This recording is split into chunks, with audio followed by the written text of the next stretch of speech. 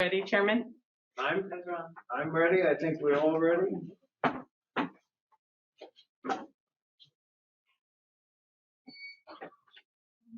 Yep. Okay. That's it. Yeah, it was, no, you just bring it up. Commissioner Harper opened up the Oregon Liquor and Cannabis Commission meeting for November 18th, 2021. Please call the roll. Commissioner Curran? Here. Commissioner Floyd? Here. Commissioner Harper? Here. Commissioner Miletus? Here. Commissioner Raval? Here. Chair Rosenbaum? Here. Okay. First on the agenda is the administration. We have an update from the Oregon wine industry executive directors.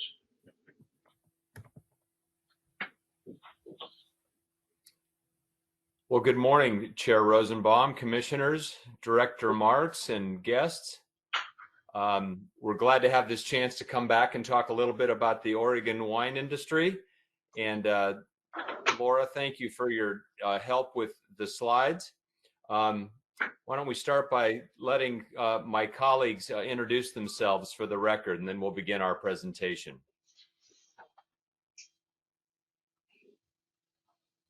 Good morning, Chair Rosenbaum, commissioners, OLCC staff, and guests. I'm Jana McKamey, the Executive Director of the Oregon Wine Growers Association. Thanks for having us this morning.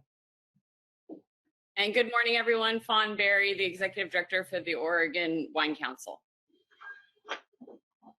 And for the record, I'm Tom Danowski. I'm with the Oregon Wine Board. We're the state's agency in charge of research and marketing, PR communications, education for Oregon's $7 billion wine sector. And like I said, we're glad to be back, have this chance to talk to you a little bit about what's been going on in the Oregon wine business since we've all been hunkered in our bunkers. And we're going to spend our time today maybe just a little bit differently than we have in the past. We'll still touch on some of the marketing and related issues that are relevant to the wine board, and also the policy and regulatory and legislative activities that are relevant to our sector. But I thought rather than put up a whole bunch of charts and numbers, I thought I'd start by kind of framing what's been happening in the category and paint more of a broader picture about how we're recovering from what we've all been through over the last year and a half. And it'll sort of touch on some of the mega trends that are shaping the recovery now from COVID and the wildfires of last year, and are going to really influence how business owners and the many business owners in the periphery sectors that surround the wine business, how they interact and how we go forward as a wine sector. Oregon's wine sector is really quite unique in many ways. It is probably the leading locomotive in the ag economy that is helping transition Oregon's economy away from what has historically for decades been primarily natural resource and timber extraction, and moving toward a more balanced economy. The wine sector is really the primary driver of agritourism and some really important developments that we'll touch on as we go by. Just to give you a flavor, Oregon's wine sector is now comprised of very nearly 1,000 wineries, 995 to be exact, all over the state in 21 federally recognized, 22 I should say now, as of about a week ago, federally recognized grape growing areas. We have another 1,370 grape growers supplying grapes to Oregon winemakers. And I'm going to ask Laura, if you would please, to advance the slide. I'm just going to sort of touch on, four mega trends that are really influencing how we're going to recover and the outlook for the next 12 to 24 months. And you'll see them listed here. First of all, the recovery from the wildfires and from the continuing influence of COVID, we've quantified at about $1.5 billion in terms of reduction in our sector's economic impact statewide. We're normally about a $7.2 billion sector pre-COVID, all told. All the support businesses that surround wineries and vineyards, and all the jobs that are generated, in the downstream economy from wine and wine tourism. We took about $1.5 billion hit through the combined effects of the wildfires and COVID in 2020, which, to put that in perspective, it's about a 3-year setback in our footprint. We're going to bounce back, and we're going to bounce back really smart, but it was a body blow. One of the main ways that expressed itself was a 29% drop in our tonnage last year, 2020, due primarily to wildfire smoke and wildfire impacts. So that's the supply part of the equation. On the demand side of the equation, we saw just a massive fundamental shift. Obviously, the whole entire hotel, restaurant, catering, resort sector was shut down. Business travel was shut down. And of course, when consumers can't go to tasting rooms, wineries feel that too. The economy was locked down, and we saw it in a dramatic way in a really important part of our business, which is consumers visiting tasting rooms. In 2020, those sales in tasting rooms were down 27%. But on the upside, we saw, as I'm sure many of you would guess, as you look at other beverage alcohol segments, what we saw during the COVID period was a dramatic volume shift towards the off-premise sector, the fine wine shops, the online retailers, membership clubs, mass merchandisers like Target, of course, sell a lot of wine, and of course, all the grocery stores. All of that consumption that could no longer really take place in the hotels, restaurants, resorts was moving to other sectors, and we saw a really strong positive 9% growth in our off-premise sales for Oregon wine. Oregon wine sells about 4.6 million cases a year globally. Almost all of that, about 96% of that, is domestic. We do have a thriving international sector. It's small, but boy, is it on a tear. In fact, international sales were up 24% last year, a real bright spot. The next thing that I'll just touch on real quickly is kind of how businesses are restructuring. That shift away from the on-premise hotel, restaurant, resort sector to off-premise caused a urgent requirement for wineries to reorient their marketing spend, their customer management systems, all of their consumer relationships to take advantage of the fact that the on-premise that has been such a crucial propulsion system for Oregon wine business had sort of been kind of temporarily shut down. So everybody, our customers in the wholesale sector, retailers, and wineries themselves adapted to a shift to the on-premise and the online. And of course, we had to adapt to curbside pickups and more wine being shipped to consumers' homes to offset the fact that hotels and restaurants and everything weren't open. One of the things we also saw as we restructure and get ready for the future, the consumer is hungry and eager and anxious for new formats. And for us, that means wine in cans, even wine in boxes in some cases, wine in kegs for very high volume restaurants as they start to get back in business. All new businesses and places where Oregon is really becoming a leader. And they're kind of counterintuitive. You'd think kegs and cans and boxes might not necessarily be consistent with the reputation and the image that we want to build for Oregon wine, but it's actually just the contrary. Those alternative formats are allowing us to penetrate new channels, to touch new customers, and to achieve price points that are really smart entry-level price points, while some of the more established legacy brands continue to drive the quality reputation of Oregon.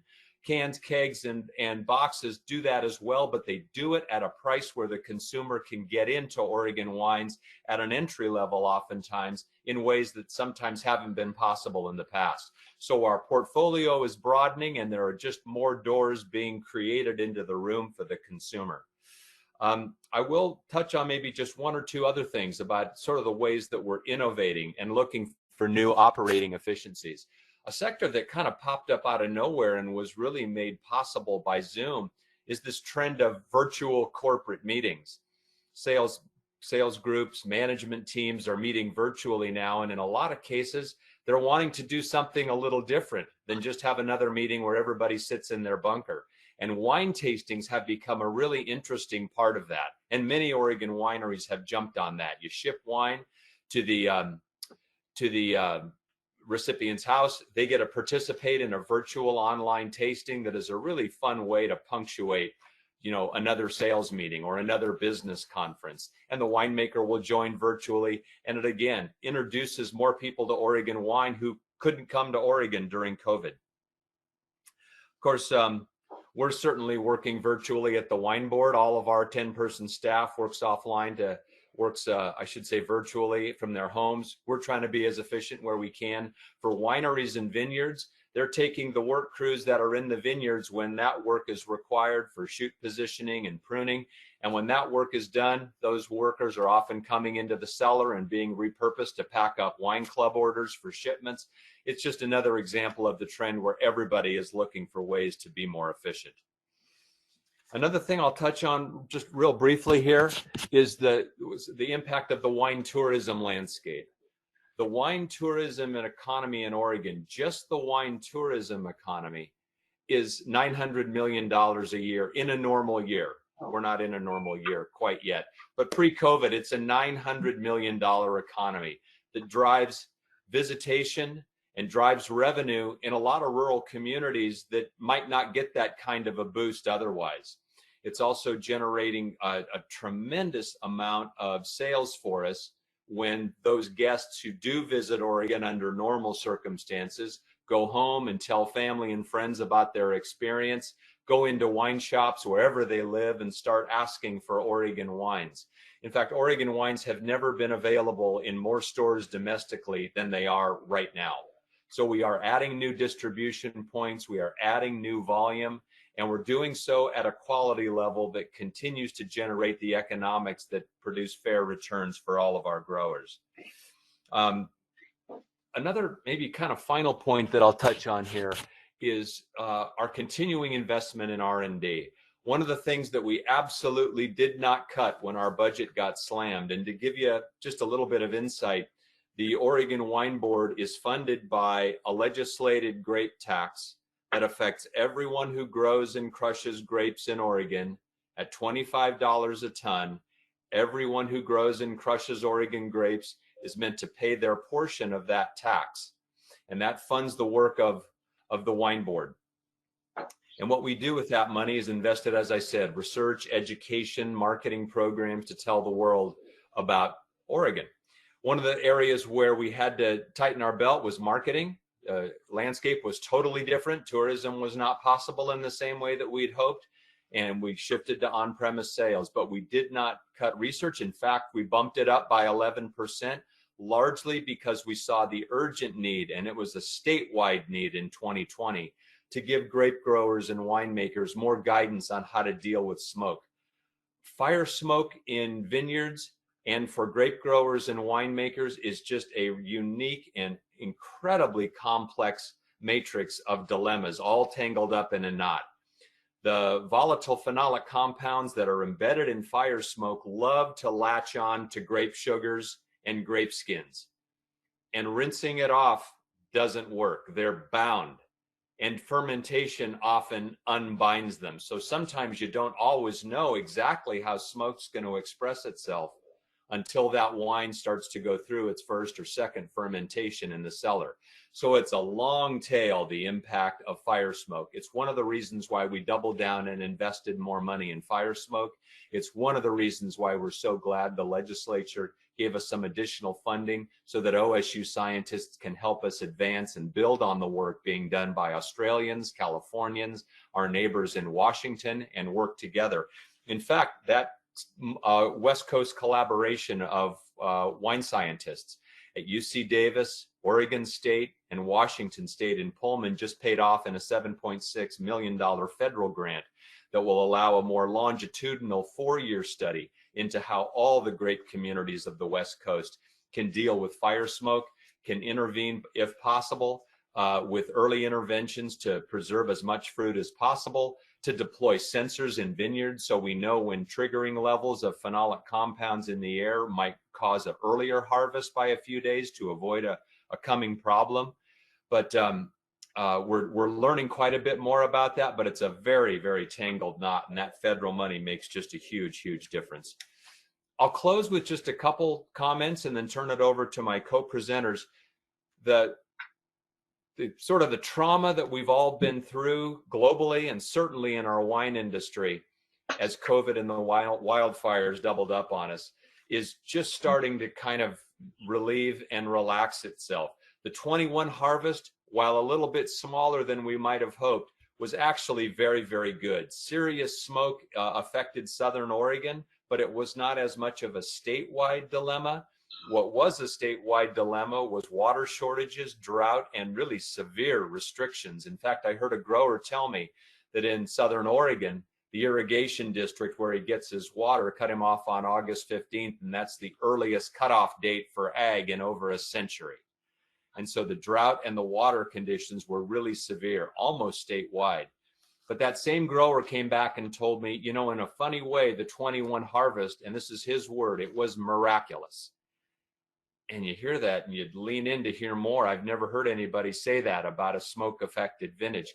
He said the smoke actually, because it was at high level for a period of time, actually filtered out some of the most intense sunlight that we experienced during that end of June heat dome, actually protected us from some sunburn, and in a way allowed us to save fruit that might have just been absolutely scorched beyond all recognition. So it really made a huge difference.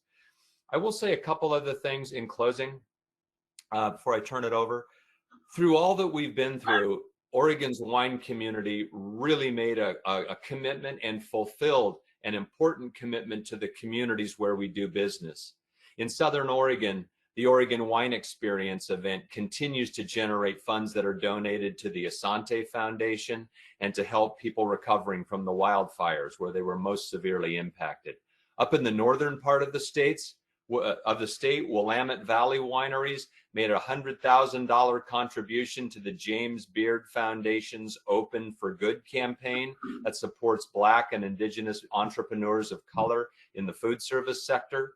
Willamette Valley Wineries also made another six-figure donation to Habitat for Humanity to make housing possible for some of the people who live in the communities where we do business. And underpinning the whole sector for Oregon's statewide wine community continues to be the emphasis on wine quality. And everybody talks about wine quality. And I think even in this forum, I've rattled off some statistics about the way that we measure it. But Oregon being only 0.15% of the world's wine production, 0.15% of the world's wine production, is so often overrepresented on lists made by some of the most hard to please wine critics, I guess is a nice way to say it, globally. They always do their end of year top 100 global wine lists, and Oregon is almost always at the top of the heap. And it happened again about 2 weeks ago. With 0.15% of the world's production, Oregon had 5% of the wines on Wine Enthusiast's global top 100.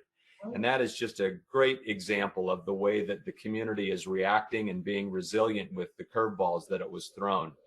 It's also one of the reasons why we continue to see interest from around the world in Oregon's wine community. You might have seen the headlines 3 months ago when the famous Bollinger Champagne Company of France invested for the first time ever outside France. And they made that investment in an Oregon winery.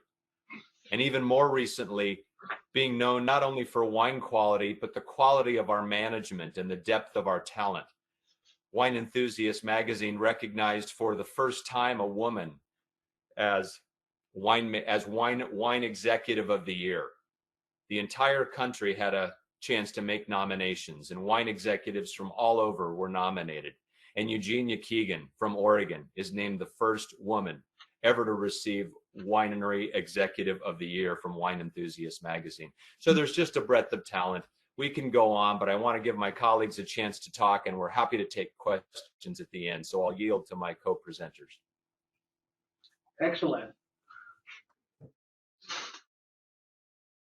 Hey, Laura, we have a couple of separate slides here.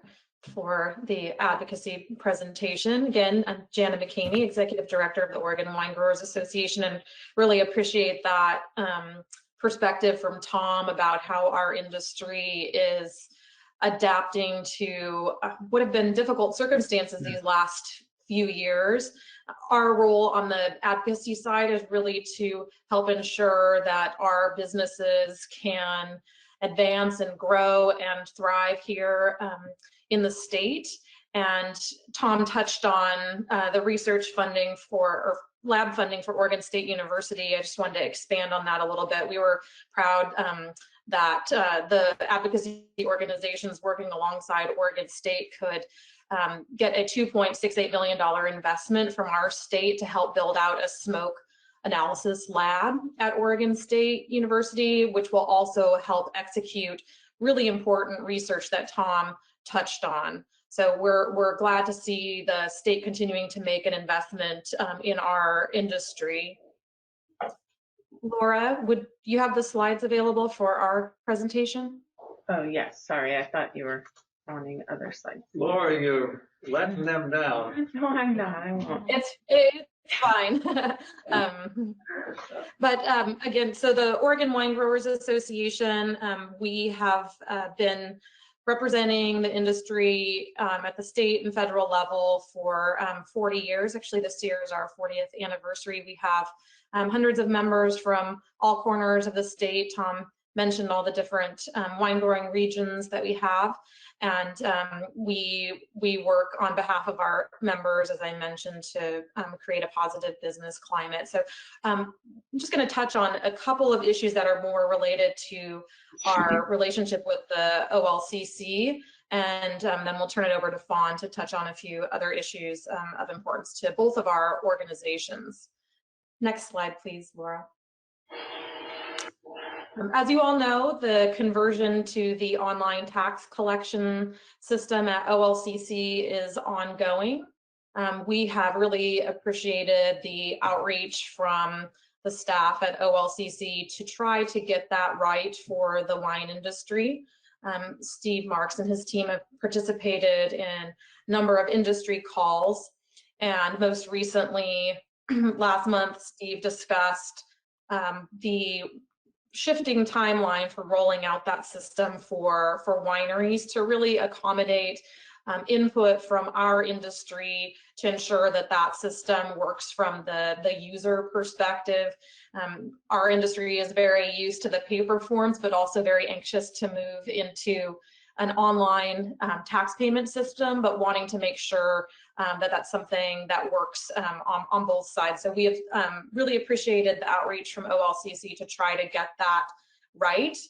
We have a survey from the OLCC out to our industry, which is really going to help with the rollout of the system and making sure that our wineries are trained and brought on to really be able to take advantage of that online tax collection system next year. So I wanted to thank the staff for their ongoing work in that space. Secondly, around responsible service training. So our tasting rooms and our wineries take very seriously the responsible service of wine to consumers. And over the years, we've worked with the OLCC to bring additional education opportunities to our industry. As you all know, the server permit gets renewed every 5 years, but we think by collaborating with the OLCC, there are ongoing education opportunities to make sure that our tasting room and sales staff have a good understanding of the rules, and if there are any changes that happen between the taking of those server permit exams. So we recently, as an industry, reached out to your staff. So I want to mention Dan Croy, Devin Morales, and Carly Vetter. And we are developing some materials that can be shared with our industry, written materials, but then also looking at taking advantage of this virtual environment. We're all in and producing an updated webinar. The last time we've done that together was in 2016, so that is a good opportunity to update those education resources. And also for our in-person Oregon Wine Symposium that's taking place March 8th and 9th at the Oregon Convention Center, I think there's an opportunity to work on some in-person training. And we've learned from your team that there are inspectors that can do some live training around checking and verifying IDs and dealing with some other important requirements for our tasting room staff. So we really appreciate that collaboration with OLCC and look forward to bringing those resources to our industry so we can fulfill our mission to be responsible servers of wine to consumers that come to our tasting rooms and purchase wine. I'm going to turn it over to my colleague Fawn at the Oregon Wine Council. Thanks, Jana. And I apparently have some construction going on outside, so hopefully there's not too much background noise.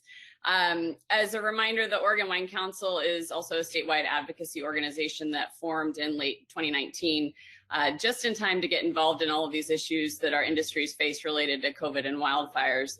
I think the past year has been all hands on deck, and we've done a good job of working together to try to ensure that the wine industry has as much representation as possible, access to information, and the tools that they need to be successful during these challenging times.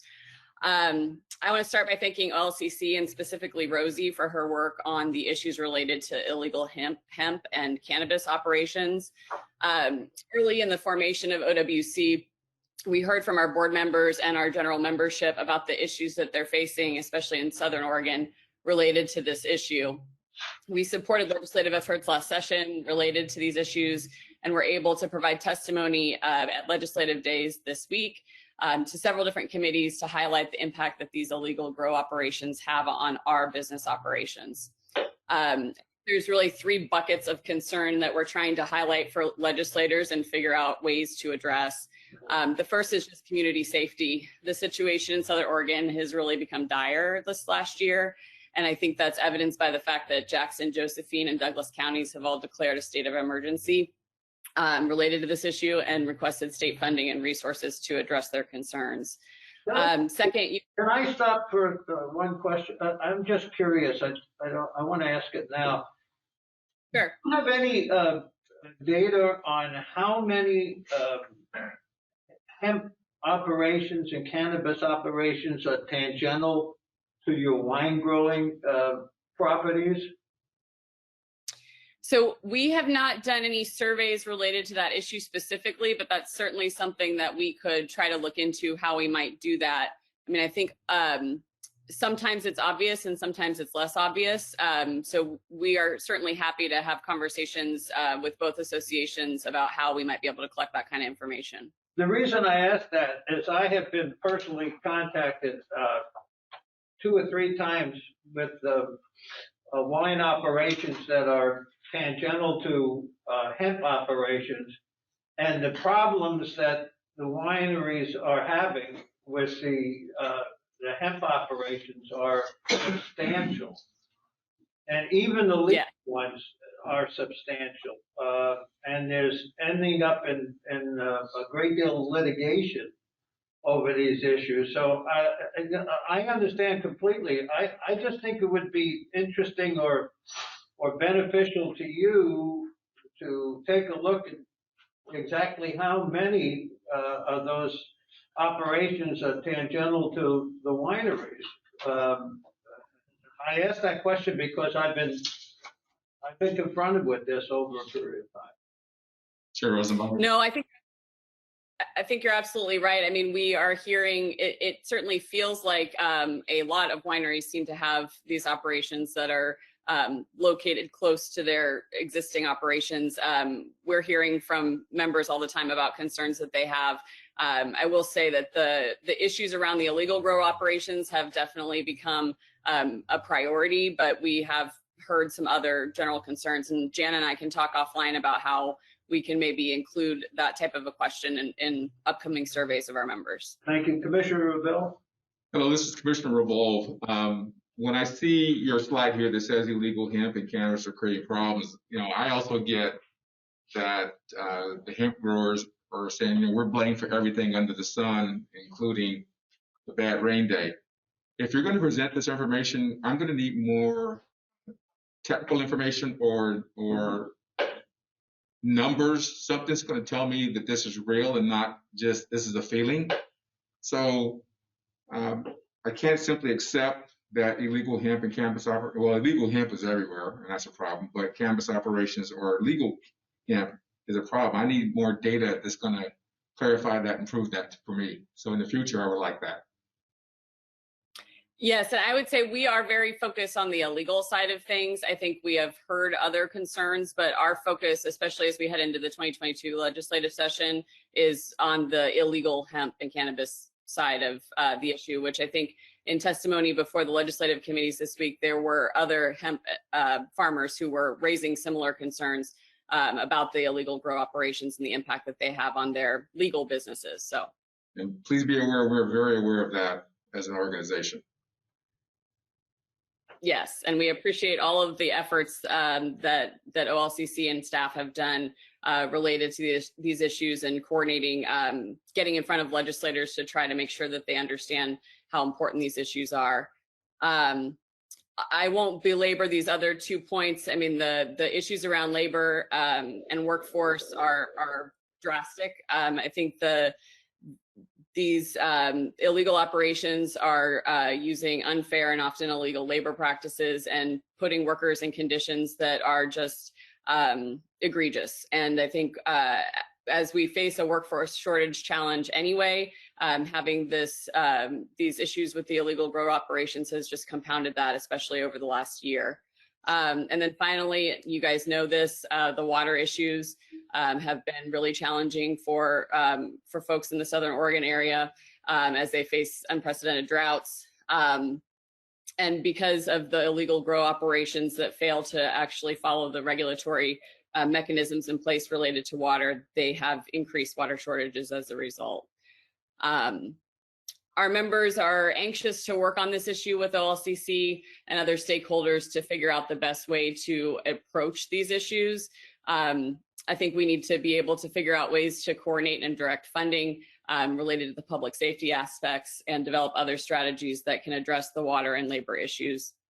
I don't think all of that can happen in 2022, but I think as we move through the 2022 legislative session and look to the 2023 legislative session, there are certainly going to be a number of issues that come to light, and hopefully we will be able to figure out a way to address a coordinated approach on these.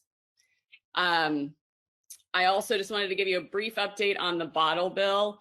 There's a bottle bill task force that's been convened by several legislators to discuss including wine in the bottle bill, among other things. You might recall that in the last legislative session, the legislature passed an extended producer responsibility bill that requires the creation of producer responsibility organizations that are responsible for recycling all of the products that various industries produce.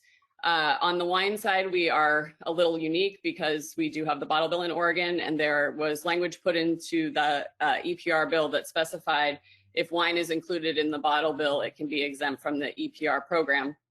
But it's really challenging when you get into the details of how wine bottles can be included specifically and what that looks like in terms of the operations of the various recycling organizations. We have been meeting with this task force for the past 2 or 3 months. We have had two meetings to date. We'll have another one on Friday. And they are looking at the question about whether or not to add, we think, wine cans to the bottle bill. There's been some discussion about wine generally. Our organizations have both taken the position that we'd like for the legislature to pause on this issue in 2022. I think if we were only going to be looking at adding cans to the bottle bill, there would be an easier path forward. But we're just really unclear about what the costs are going to be in both systems related to wine bottles and other materials that would need to be recycled outside of cans. So our organizations would like to be able to have the time to do analysis on both the EPR program and the bottle bill program to determine what those costs are going to look like and make sure that we are guiding our members to the best option for them as they look at including these containers in the recycling systems. I think that's all I have. I'm happy to answer any questions. Commissioners? No, thank you. Thank you so much.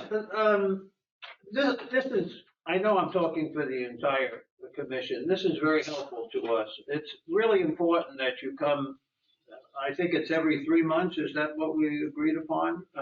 Time goes so fast, but, and it really does go very fast. Please continue to do so. I think this is tremendously helpful to us. It's a good learning experience, and I think it pays off for everybody. So thank you so much. We do appreciate it. We'll see you soon. 3 months, we'll be right around the corner again. Bye. Thanks again. Bye now. Bye. Bye-bye.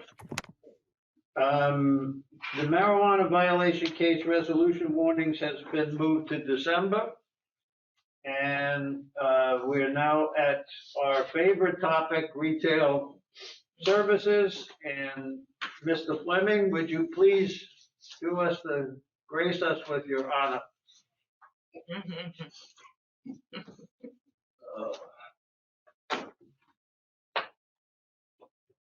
I got a lot of stuff. Yes, you do. Distinguished Harper. Good morning, Chair Rosenbaum, Commissioners. For the record, I'm Brian Fleming, Director of Retail Services. In your materials, you'll see we have Forest Grove appointment here today. This is approximately $5 million store. Population in this community about 25,000. This resignation is a result of Gail Hochstein retiring from the Forest Grove liquor store. She's been just short of 22 years by the time her appointment and final audit is done with the new appointment. Her husband made it about 40 years, so they both ran liquor in Oregon. With that said, I'm going to jump right into the applicants.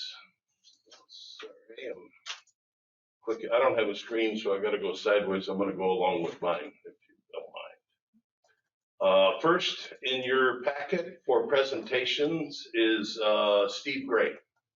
Steve Gray, are you on the line? Yes, I am. Yes, I am. Thank you. Okay, Steve, just real quick, state your name for the record when you begin to let them know that you are here.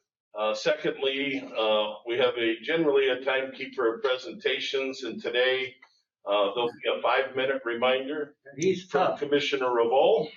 Commissioner Revolt will give you a 5-minute reminder, and then you'll have a maximum of 7 minutes to present today. So with that said, Commissioner Revolt will begin as soon as you start your presentation. So if others are on the line, I'll try and remind each of you as we begin presenting.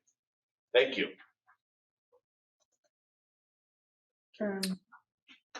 And also to advance the slides, just say next slide to Laura, the administrative assistant, and she'll move them ahead. Okay. Well, thank you. Good morning, everyone. My name is Steve Gray. I'm interviewing for 1146 Forest Grove. So next slide, please. We have the table of contents, the customer service, vision, protecting the business, current location strategy, timeline, future location strategy, and meet the team. So next slide, please. This is my customer service focus. We're going to greet every customer, become a sales expert, a speedy checkout, thank every customer, digital customers, and social media. For the sake of time, I have the definitions to the right, but just to keep the clock rolling, we're going to move to the next slide, please. Okay, protecting the business is customer service. The greet, offer, take, think customer service model. I call it the greet, been doing it for 25 years. It's very successful. Lead by example for excellent customer service. Have employees on the sales floor during busy times and have 2 registers open. Security system, we're going to regularly adjust cameras and angles to prevent blind spots. Ensure displays are not blocking cameras. Upgrade security system and add additional cameras as needed. And daily checks on exits for signs of tampering. On the employee side, be a great leader to your team. Weekly inventory checks, employee checkout at the end of shift, supervise trash and cardboard removal, and inventory receiving best practices. Retrain all employees on the proper procedures to inventory or to receive inventory. Next slide, please. This is a SWOT analysis. We're going to talk about strength, knowledgeable staff, strong store licensee relationship with approximately 1.2 million in sales, 3.97 million in inside store. Forest Grove is a fast growing community, 21% since 2010 with over 25,000 residents. Easy in and out location with parking. Weakness is store needs to be modernized and remodeled store. A lack of beer and wine inventory. Needs store reset to optimize on hand and variety. Exterior needs upgraded signage, paint, and etc. Small building footprint and limited hours. The opportunities, in-stock conditions, merchandising front of store can benefit from impactful displays of customers as they enter. Cross merchandising to get additional traffic into the store and can expand hours of operation to better service the growing community. The threat, a current owner has built a great relationship with employees, licensee, and customers, potentially creating a situation where we may lose staff and customers. Next slide, please. Sales strategy for current location. We're going to expand hours of operation by 10 hours per week, add curbside pickup with designated parking, and add the phone number to the sign. Improve outdoor landscaping, paint, signage, and parking lot striping. Update interior decor, shelving, and traffic flow. And maximize tight sales floor space with total store reset. Increase SKUs for all segments of sales driven by sales data, availability, and licensee requests. Decrease on-hand inventory for slow-moving items based on sales data. Add local offerings. Expand beer and wine offerings. Add more coolers for beer and chilled wine. Utilize cross-merchandising trays, clip strips, and 3-tier baskets for additional impulse items. Signage for employee favorites, just in, local, and available chill. Visit local breweries and wineries and offer incentives to bring in product. Increase digital awareness of stores through social media, development of website and online services, and optimize backroom for quick picks, inventory management, and speedy delivery for service. For licensee, there's a $10,000 to $30,000 for modernization of current location with potential return on investment of 5 to 7%. Next slide, please. Licensee and bars, meet and greet all licensee and bars restaurant owners. How is current service and what can we do to make it better? Expand delivery time and frequency if requested. Better in-stock conditions to meet their needs. Communicate new business hours. Retain current staff so there is no disruption in service. Offer incentives to staff based on licensees' retention and increased revenue. And purchase a branded delivery truck. Next slide, please. Here's the hours of operation, the current to the left proposed. As you see, I'm focusing on Friday, Saturday, and Sunday, nights and weekends for additional hours of operation. Next slide, please. This is my 30 and 60 and 90-day timeline. I'm going to stick very close to this as I know after 90 days, it's spring and summer. We must hit the ground running and be prepared for the business. Next slide, please. Exterior updating needed, signage, paint, window decor, company branding, parking lot, curbside pickup, signage with the phone number on it. There's the current side to the left, my proposal to the right, branded. Next slide, please. Interior, we're just going to make it just going to make it friendly, efficient with options to purchase items. Next slide, please. Here's the interior. We need good displays, clean shelves, nothing blocking aisles, clean modern signage. Size stacks are the best sellers. The current picture is to the left. My proposal is to the right. Next slide, please. This is what I'm most excited about, the sales strategy for future location. Eventual relocation or expansion to 5,000 square feet. Add additional parking. 2 minutes. Customers. Okay, curbside pickup and phone number on it. Offer extensive local selections for wine, beer, and liquors by adding high-end wine cellar, walk-in beer cooler, top shelf liquor display cabinets, bullpen for quick and easy checkout, updated break room lounge area for employees, and a built-in tasting area for local vendors to do weekly tastings. Next slide, please. I want you to meet the team. You're not just getting me, you're getting my entire family. We don't plan on being in the business short time. We plan on being in the business for generations to come. There's a lot of experience from web design to retail management to warehouse management. I've been in the business for over 40 years and really excited to learn how to just take over my own business. Next slide, please. Thank you so much. If you have any questions, please let me know. Chair Rosenbaum? Yes. Commissioner Harper, Steve, can you go back to your slide, the 30, 60, and 90-day Yes. success, and take your time explaining what you're going to do in that time span there in regards to the business?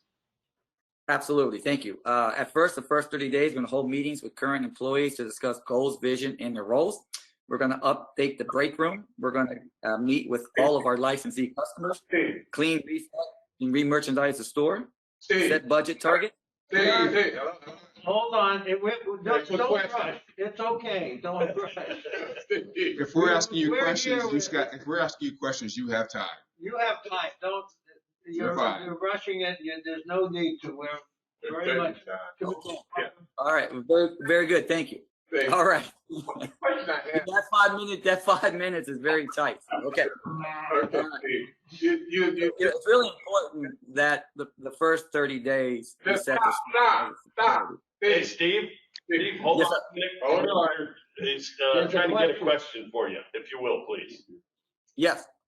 the question is, if you're gonna meet with this current staff, are you meeting with them to fire all of them and add your team?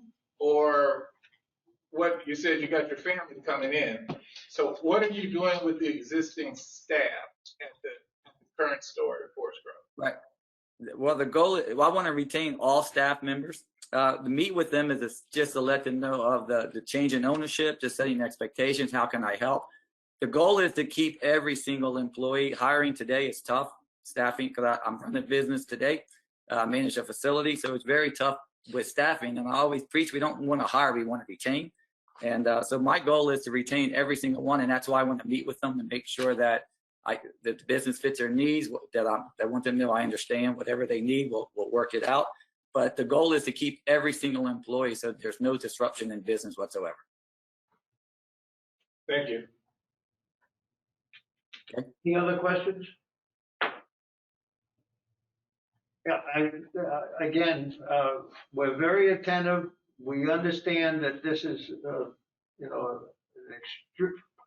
beyond extremely important to everybody who's presenting today. Just take your time.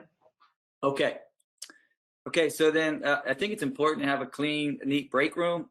We want to meet with all licensees, owners, and business owners to make sure that we're supporting their needs. If they need any changes, we're going to make the changes necessary to retain the business. Just want to clean and reset the store, make it nice and neat. I've been in the store about 7 times, just checking it out from different days of the week, time of day. We're going to set labor targets just to make sure that we're spending the money wisely. January, February, and March in any retail business is very tight. So meeting with employees, we're keeping everybody working, but we're going to do it the right way. We're going to update all computer systems, accounting, and security systems as necessary. Just want to get in and review what we need to do to make sure that we're heading in the right directions. If I need to make any adjustments or improvements, we're going to do that. And then we're going to hit the 60-day. We're going to meet with the vendor partners to discuss opportunities for sales, time of year merchandising. Again, we want to get in, start thinking about spring, summer. Joint meeting the community. I'm very familiar with Forest Grove. I was the district manager of the Safeway area down there for over 3 years. I know the store very well. We remodeled the Forest Grove Safeway. So I'm very familiar with the sales there, the customer flow, and so forth. Get exterior facelift with signage and paint. There's no light. I want to definitely change the branding on the outside and put a light, and possibly add any other curbside or street signage that's possible. So when you drive by, you don't miss it. And then on the 90 days, now we're fixing to really hit the ground running. We're going to add beer and wine sets to capitalize on customer traffic and the spring sales trends. We're going to plan for the summer displays through the vendor community and what's available. Upgrade shelving fixtures around the register area with a more modern uniform look. And then we're going to get a delivery truck so everybody knows that we're branding when they see. I want them to see our truck as we're making deliveries to our licensees and customers. And then add curbside pickup at the front of the store with the phone number so customers will have access in case they don't want to come into the store. I've been in the business a long time, and we must change today. I mean, curbside pickup, online ordering, online delivery. It's where the business is heading for the future, tech savvy generation. And and begin looking for a larger space or a remodel. And I'll be working very closely with the landlord to see what we can do to improve the facility. Thank you, Steve. That's my 30, 60, 90-day plan. Thank you. Thank you, Commissioner Revolve, for allowing me to ask that question. Chair. You did very well. Thank you. Very well indeed. Okay, and there he is on the screen. Meet Steve Gray. Thank you, Steve. Good morning. Thank you. Any other questions? Not that I know of. We're good, thank you. All right. Have Thank you so much and have a great day. You too. Okay, gotta get back to my correct. There we go. Okay, the next applicant for consideration is Chase Weinhandle. Hopefully I haven't butchered it, Chase. Please go ahead and state your name for the record. Chase, are you there? Yes. My name is Chase Weinhandle. Can you hear me? Yep. So Chase, this is Commissioner Revolve. I'm the timekeeper. You'll have 7 minutes. If we ask you questions, it won't take time away from your presentation, just to take your time. I'll let you know when you have 2 minutes left, okay? Okay, sounds good. So whenever you're ready, I'm ready. Yes. I'm ready. Okay, hold on. I'm not. I just want to thank you guys for the opportunity to present today on Forest Grove Liquor. Next slide, please. We're going to go over who we are, both Ben and I, the business basics in Forest Grove, our new vision for the interior and exterior updates, some technology enhancements, and our future of Forest Grove Liquor. Next slide, please. My name is Chase Weinhandle, and I'm going to be the owner and dog dad. I have 15 years of retail management experience in operations. I used to work for Costco, and so I teach and train on merchandising sets, budgeting, cash flow projection, setting high levels of customer service in the industry, and good management of inventory and logistics for merchandising. And I'm Ben Milano, Chase's husband and co-owner. The focus of my career has really been on helping small businesses find the right people and getting them in their doors. Next slide, please. So initially, we're going to go in and just take a listen and learn approach to really make sure we understand the business and then identify efficiencies in areas where we can create positive change. The employees are a fundamental part of that operation right now, and so we need to learn and listen from them. Some of our operational focus priorities, we're going to maintain a high level of customer service, ensure that that is our #1 priority in representing the state and the liquor store in our community. I'm going to maintain a responsible selling focus for selling alcohol responsibly in that particular area with a college town and high school and there. I want to make sure that we maintain a good inventory. We're selling the right products. We have the right things on hand, and then also maintaining our licensee relationships. Our hours of operation, we are looking at expanding just to make sure that we are capturing as much sales as we can. Next slide, please. Some of the updates that we're going to go through are listed here, and I have a slide for each one of these. Overall, my vision is that we are going to have a modern farmhouse appeal in the Forest Grove Liquor Store. Next slide, please. One of the main aspects is being able to expand some of the merchandising floor by moving some walls back, condensing the office space.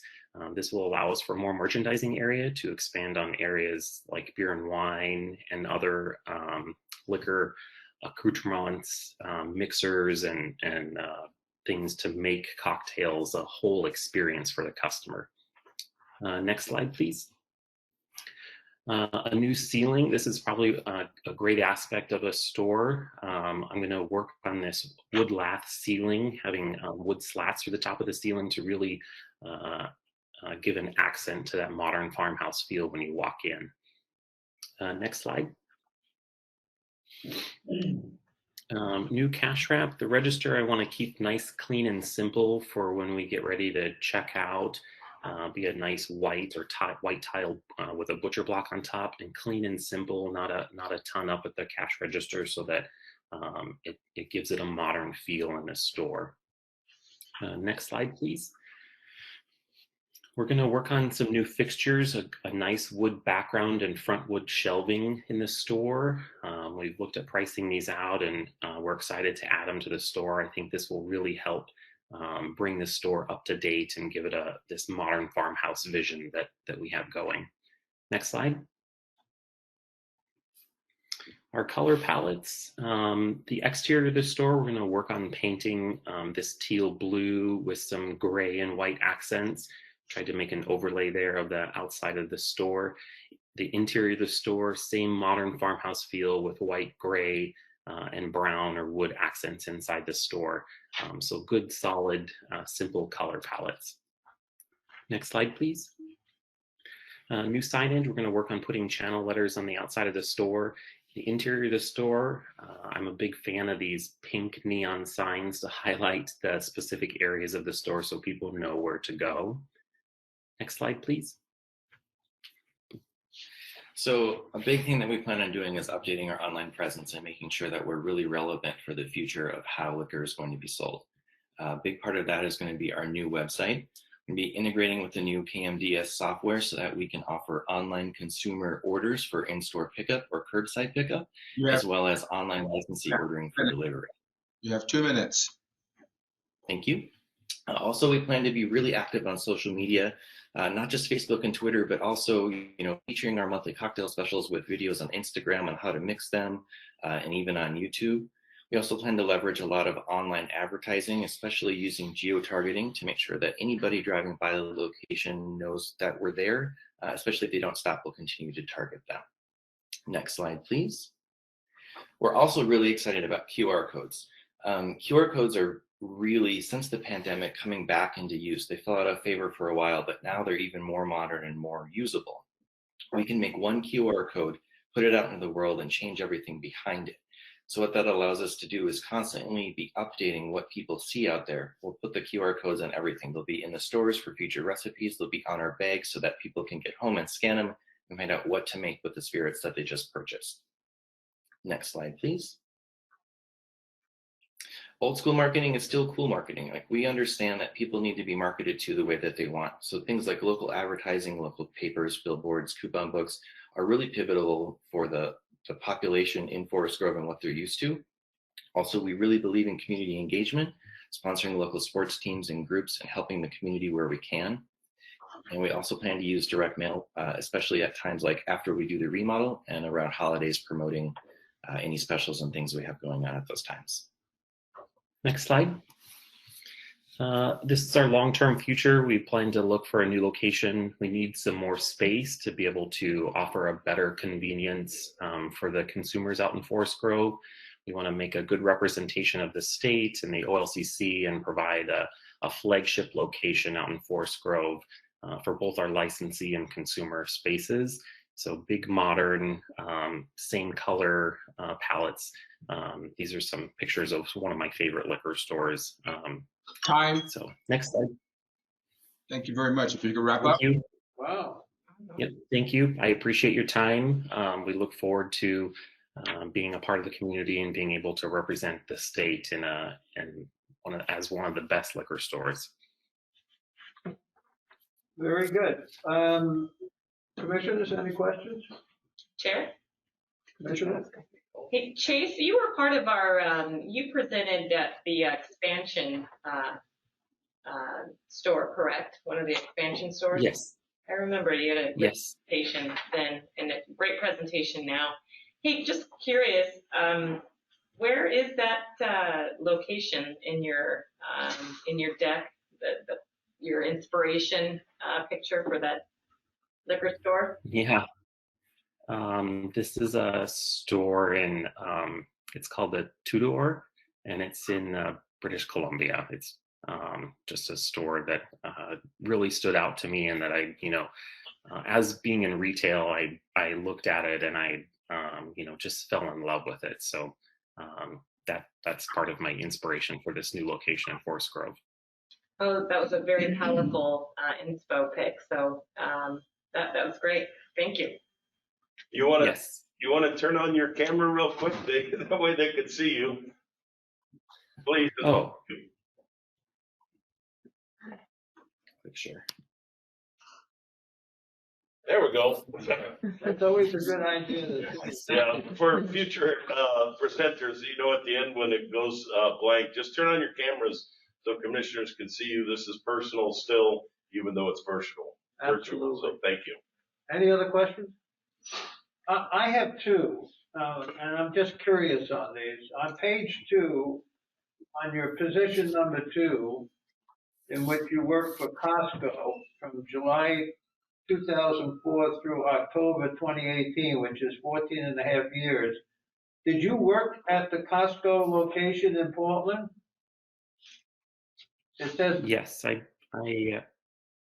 So. I came to the location by the airport. Right. And so the reason for leaving this position is you made Portland our home. If you were working for 14 and a half years in Portland at Costco, why the reason for leaving this position is you made Portland our home? I was transferred from many locations in Montana, as far out in Chicago, and back to Montana to help open up new locations and teach and train.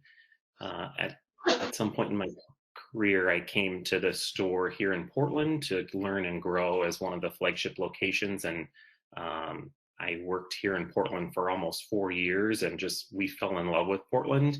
And my next career step is to move on to other locations. So I decided to leave Costco. I work for OHSU now. I manage the accounts payable department. I know that. So what you really should have said is that while you were living in Portland for 14 years, you were traveling a lot and you wanted to stay in one place. Yeah, it's not a big deal, but when I read this, when you're working for 14 and a half years in Portland, and then the reason for leaving the position is you wanted to make Portland our home, that didn't make any sense to me. My apologies. Yeah, each location, our family moved to that state or city when I got transferred. Okay, again, it's not that critical, but it doesn't make too much sense what you're saying. The other question I have is, so you worked for 3 years in Oregon Health and Science, and I understand the position you had there. What makes you want to change your whole lifestyle and work in the liquor store and own a liquor store? What's thinking that you wanted to do this? Both Ben and I have worked in for larger organizations for quite some time, and we're really looking to make a business our own. I believe that the liquor industry and retail is something that's in my blood that I've done for a very long time. Working with external vendors and developing those relationships is both something that Ben and I are very good at and have done for a long time. And we just want to be part of the community and move out from a larger organization and do something on our own. And so the liquor store or liquor opportunities, both Ben and I talked about it, and it just fits into something that we would be proud to do. Okay, thank you. Any other questions? Thank you very much. Good Thanks, Jake, Ben. So next up, we have the third presenter, Nirdash Dakal. And reminder, state your name for the record. And at the end, when we close the presentation, please have your camera on so they can see you and say hello. Good morning, gentlemen. You have 7 minutes. Good morning. If at any time we stop you to ask you questions, it won't take any time off your allotted time. So whenever you're ready and your slide comes up, you'll say you're ready and I'll begin. I'll also let you know when you have 2 minutes left. Sounds good. Thank you.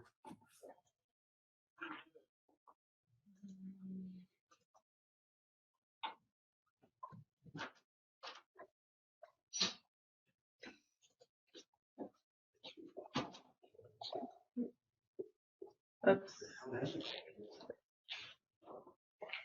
Can we go to slide number 1, please? Yeah, we're working on it. Laura's in the middle of it. Give us just a second. Sounds good. All right. All good. Ready to go. Thank you. Good morning. My name is Nirdos. And I'm here, Chitiz. We both are the brother. And partners for this endeavor. Our other partner, Anita Sharma, is not able to join today as she had some medical appointment. Next slide, please. First, I would like to thank OLCC and especially the Retail Service Division to provide us this opportunity to present our vision of store number 1146. I would also like to thank Board of Commissioners for their precious time as well as for their public service.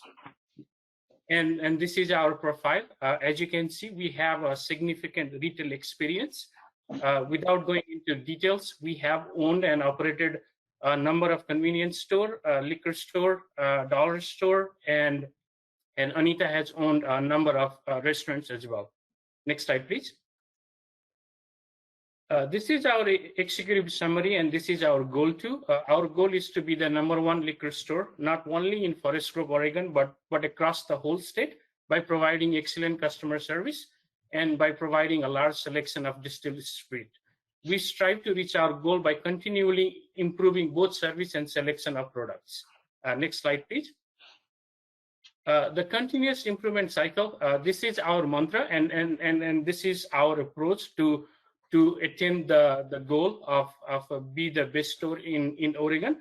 What we will do is we will identify the opportunity through various means, and once we identify opportunities to work on, what we will do is we will discuss with stakeholders, and that could include customers, OLCC, the internal team members, and then we will identify the opportunities that we want to work on for the coming month. We will then huddle with our internal team and plan accordingly to execute the opportunities. And once we execute any opportunities, what we will do is we will put that into our social media site and into our website and get the feedback from all different stakeholders. And this is how we will continuously try to improve our store. And once one opportunity is complete, we will move to the next opportunities during next month. Next slide, please. If continuous improvement is our mantra, these 4 areas will be our focus to attain the operational excellence. We will be focusing on customer service. We will be focusing on protection of assets, inventory management, as well as interior and exterior appearance of the store. Next slide, please. To attain operational excellence, we have identified work that we will need to do on a regular basis. We have divided work into dailies, weeklies, and monthly. And on the dailies, we will be doing the maintenance. We will be focusing on cleanliness, and we will be focusing on running day-to-day operation, such as doing the deposit, periodic cash drop, and so forth. For the weekly work schedule, we will be monitoring the sales trend. We will be doing the delivery checking. We will be making sure of code compliance, staff meeting. We will be doing a progress report on our product, vendor management, and we will be working on the continuous improvement goal. On the monthly section, we will make sure to talk about the sales growth strategy. We will make sure to validate POC versus physical inventory check. We will do sales trend monitor, financial standing, progress report, inventory management, community outreach, and so forth. Next slide, please. For the inventory management, we will be focusing on 4 key areas, and there will be dynamic inventory control, effective merchandising, increased inventory turnover, and effective communication with OLCC and vendors. In regards to dynamic inventory control, what we will do is we will print out the quarterly point of sales report, and then we will do the physical inventory check. For effective merchandising, we will do the sales analysis from the past year report, and then based on that, we will predict the future sales, and we will do the ordering based on that. For the increased inventory turnover, we will do a quarterly review of reports for aging product to transfer out when possible. And we will be doing the effective communication with OLCC and vendor. Next slide, please.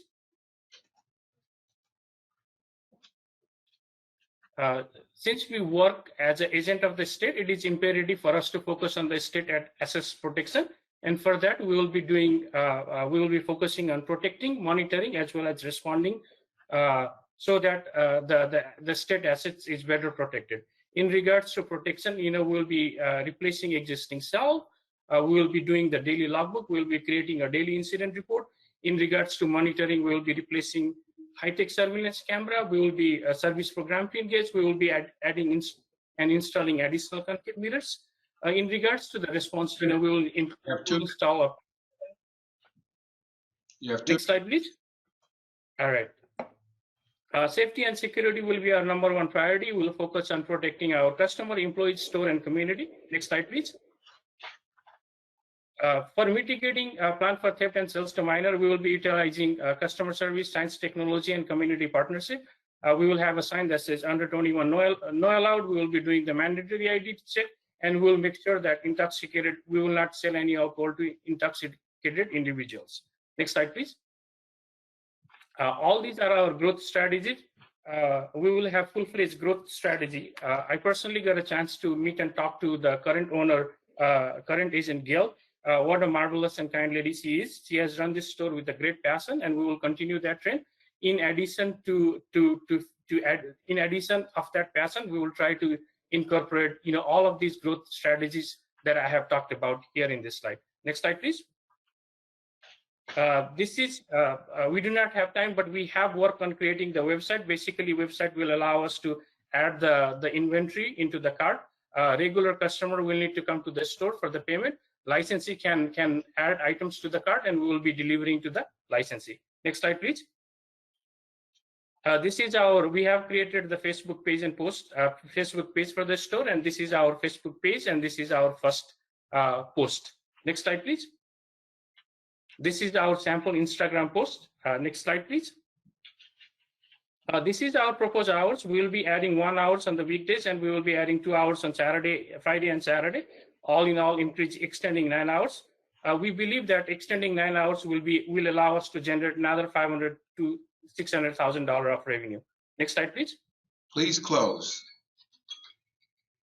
Thank you. Go ahead and make a closing statement. Can you go to the last slide?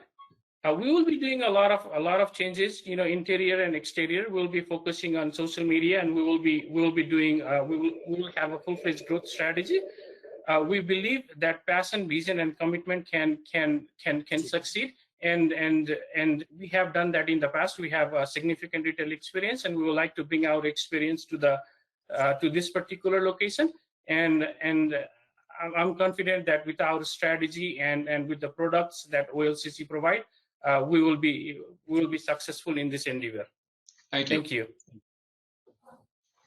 And we are open for any questions. Thank you. Chair. Commissioner Harper. Commissioner Harper here. Exceptional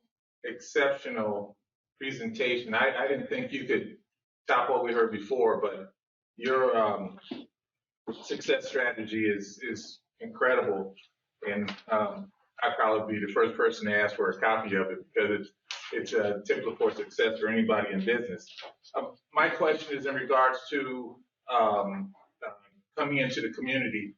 Explain to me do you have any connections right now with Forest Grove and business there? You said you own a number of stores. Do you own any properties or any business in Forest Grove now? Right now, we do not. As a matter of fact, my brother Chitij, at one point he was planning to buy a house and move to Forest Grove. It didn't happen. He is now currently living in Wilsonville. We do own a store in Portland, but I have been to Forest Grove on a number of occasions, for a couple of my real estate properties deal. It didn't happen, but we have liked and loved Forest Grove. And if this succeed, we are discussing that there is a possibility that we may move to Forest Grove, at least one of us. Yes. Thank you. Our other partner, Anita, is highly interested in moving to Forest Grove as well. Any other questions? Chair. Commissioner? I just had one question, or I guess maybe a compound question here. So I noticed that you were an owner of a liquor store from 2010 to 2013. And so I would just wonder why you got out of that and why you want to come back to the liquor store. Sure. The store that I owned was in state of Minnesota. It was in city called Bloomington. Bloomington is size of Beaverton, approximately 90,000, 95,000 population. In state of Minnesota, the liquor laws is slightly different. There, there you can open, there is no limitation on opening the liquor store. So the size of, in the size of city of Beaverton, there were approximately 21, 22 liquor store. And there was, in a sense, no minimal price on purchasing the liquor, meaning that big store like Costco and Sam's Club and big grocery chain can buy in bulk and sell it at the cheaper price. So it was difficult, but I was able to run the store for a number of years, making profit. My wife, she was not happy with the weather of Minnesota because of brutal cold and snow, and we decided to move to Northwest. We initially moved to Seattle. We settled there for a year, but Seattle was, I would say, slightly bigger town than what I was looking for. So we moved to Portland. We both moved to Portland back in 2013. And initially, my wife, she's a nurse. She works for Legacy, and I worked for Providence for a number of years, and I'm still working for Providence. When I decided to move to Northwest, the thinking was, and the feeling was, grass is always greener on the other side. A lot of my friends, we were doing, we were working on a 9-to-5 job. It felt like they were making a lot more progress than I was doing. Now I'm at the point that, I have already spent almost 10 years working for big companies. And now I, again, want to go back to the retail business. I have been doing retail business for quite a number of years, and it's always been my passion. And I would love to go back to the roots again. Currently, I do own a grocery store in Portland, and it's running out well. We have already increased, I would say, approximately 30 to 40% of sale within, I would say, 16, 17 months. It was doing 900,000 when I first purchased the store. Now we are approximately doing 1.3 million. And partly because of the inflation, the price of tobacco products has gone up starting from this year, but partly because of the strategies and customer service that we have come up with. Any other questions? I have two. Sure. Oh, No, I said you. yes, yes. No, please. I was just going to follow up, if that's okay, Chair, Sure. with what are your plans if you have a full-time job now and you're also an owner of stores? What kind of time commitment are you planning to spend on site? You're taking all my questions. Makes it easier. My commitment to the board is one of the retail partners. One of us will be at the store all the time. We are planning to open the store 69 hours a week, and one of us will be at the store all those 69 hours. We need to come up with a plan on how each of us will devote, but this is our commitment that one of the partners will be at the store all the time. Well, I want to follow up on that. You've got BDDLC LLC, which is the store on Hawthorne, right? Right. Right. You own that convenience store. You also have OM Group LLC, which is your store on Fern Hollow Court. The OM Group LLC is a corporation that have opened for the Forest Grove location. For the Forest Grove location. Okay. Right, for this. So that's what so where's this 9618 Southwest Fern Hollow Court? That's your address? This is my home address. That's your home address. Okay, so you're gonna open it up over the OMD Group LLC for the Forest Court. Right. Okay. Right. So you've got a full-time job, a liaison between IT and business at Providence Health Plan, which is quite substantial. How many hours a week do you work there? Right now, I'm doing a full-time work, but I have a remote working capabilities, Commissioner. In my Hawthorne market location right now, Anita, our other partner, is basically operating the store. The plan for the Forest Grove location is we have a new manager. We have a new manager for the Hawthorne market, and we will, Anita will plan to move to Forest Grove. And at the same time, I'm also communicating with my work, Providence Health Plan, to go down and be a part-time employees. And that's how initially I'm planning to manage. What I'm thinking to do is, for this year, just for health insurance benefit and other stuff, I may need to work part-time on Providence Health Plan, and Anita will be focusing on Forest Grove location alongside cities. But our commitment is one of us will be at the store all the time. But you're not going to, right now, you have no plans on working part-time at Providence. You plan on doing that sometime in the future.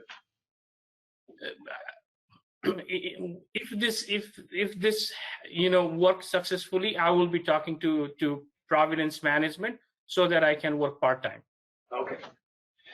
Okay, thank you. Thank you very much. Really appreciate it. Thanks, Nardash. So our next applicant for Forest Grove Liquor is Gurpreet Singh, also goes by Preet.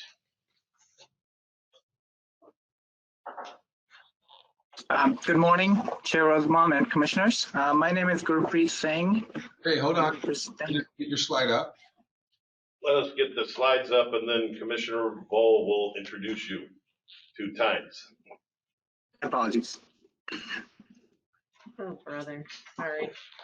Okay. It's deep in here. Deep. So as we're pulling up your slide, what will happen is this. You'll have 7 minutes to present. I'll let you know when you have 2 minutes left. If at any time we stop and ask you questions, I'll stop the time so it won't affect you. How's that? Thank you. Thank you, Chair. If you're ready, thank you. Begin, and I'll start the time. Good morning. My name is Gurpreet Singh. And thank you. Hold on. It's not working. Hold on, we need more sound. Hold on. I haven't talked.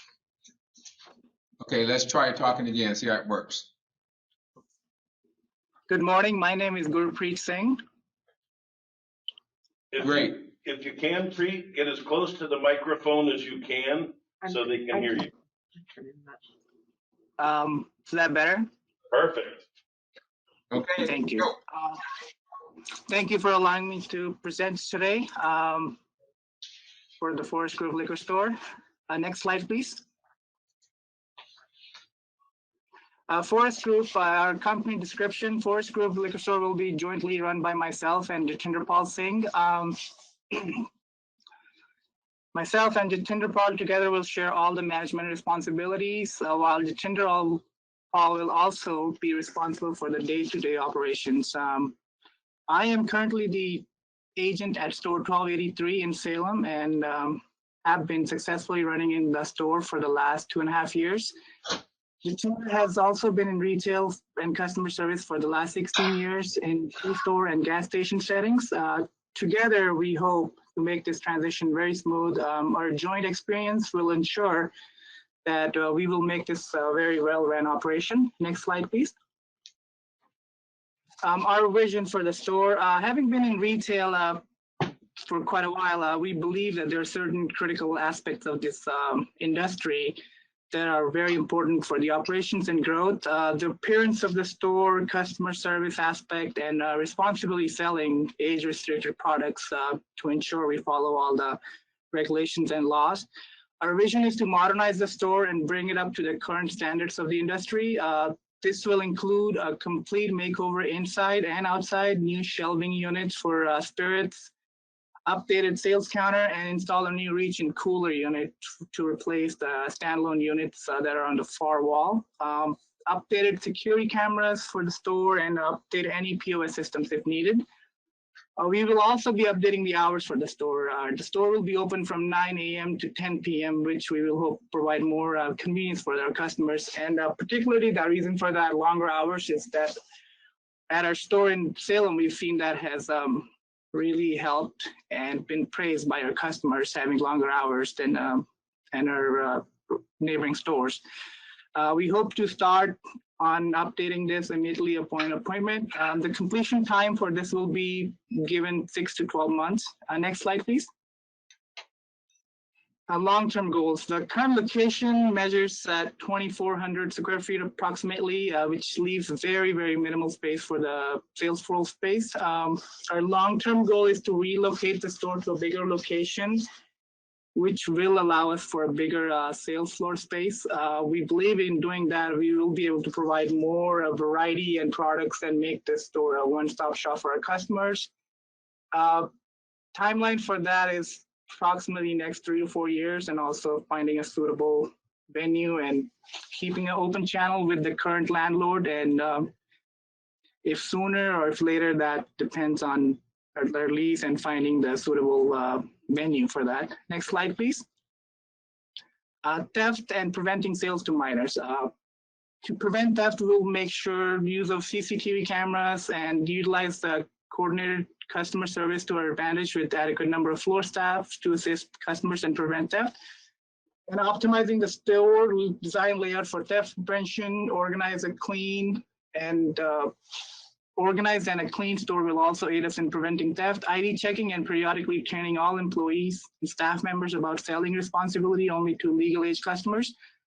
And up-to-date ID checking equipment and software, helping the staff understand that they are the first line of defense when selling alcohol responsibly. Adopting selling methods that will ensure to keep alcohol out of the hands of minors. Next slide, please. Our financials and the remodel and the operating expenses. Next slide, please. Floor plan. We hope to change more on this. This was just something that we do for now. I think there's still more room that we can attain by moving some of the walls around and make more room for the floor space. Next slide, please.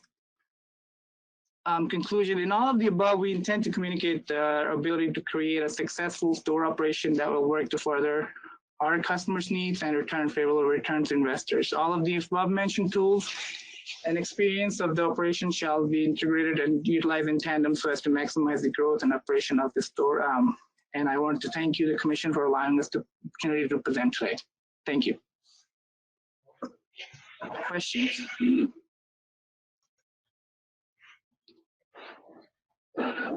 If you can, go ahead and sit on it. Sorry, Brian, what was that?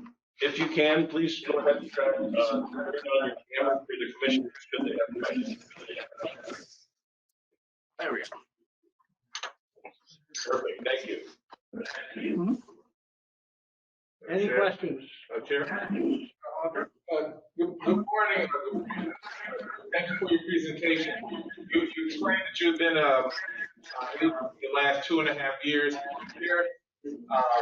Your successes from when you started to where you are today, and I appreciate the value of having that 6 month review. So have you been successful where you are for the last 2.5 years, and what are you going to do more for this store? Yes, Commissioner. I have been. It's been a wonderful experience here. For this store, we hope to do the same.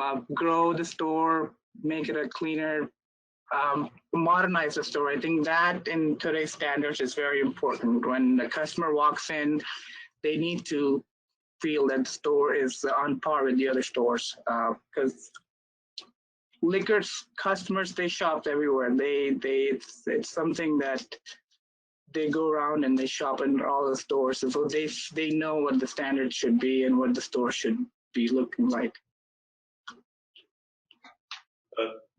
If I may, just tell them what store you have and when you were appointed, and possibly the. Oh, my apologies. It was store 1283, and we were part of the last expansion, the last phase of the last expansion, I believe, phase 6 of the last in 2019. I remember. We opened in April. I remember. Sales, service, staff. How has your sales been for the last 2.5 years? development of your staff for the 2.5 years, and how is your service at your current store? Our sales, we are currently at $3.5 million stairs. That was starting from scratch.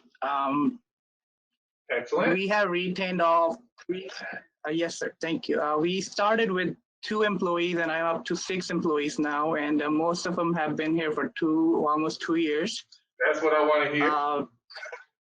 Yes, sir. And then store is wonderful.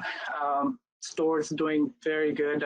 We have maintained to the same quality when we opened. Customer service is great. We get repeat customers every day.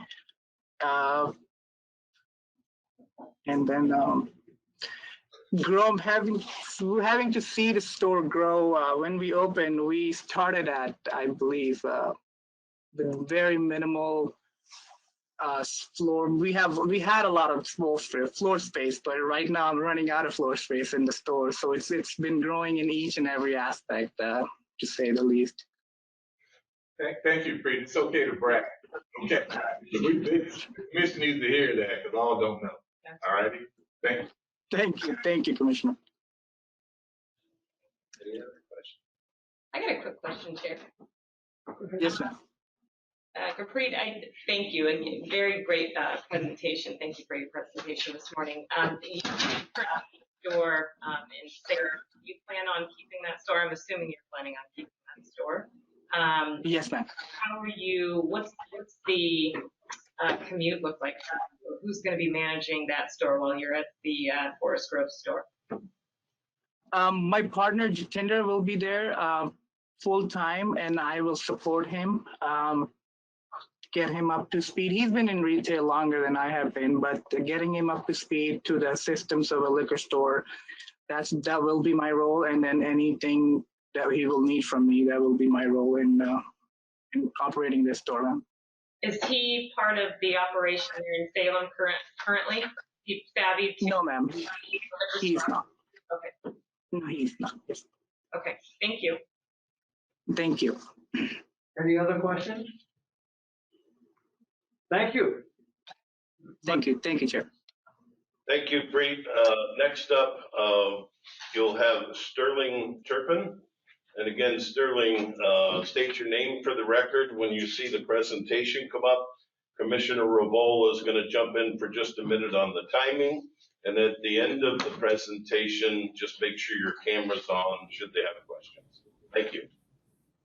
Okay, excellent. My name is Sterling Turpin, and I'll wait for the slides to come up.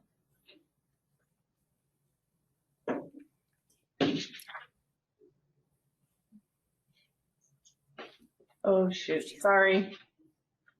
Nope, that's okay. I was testing earlier. Okay. Hey, Sterling, this is Commissioner Revolve. You'll have 7 minutes to present.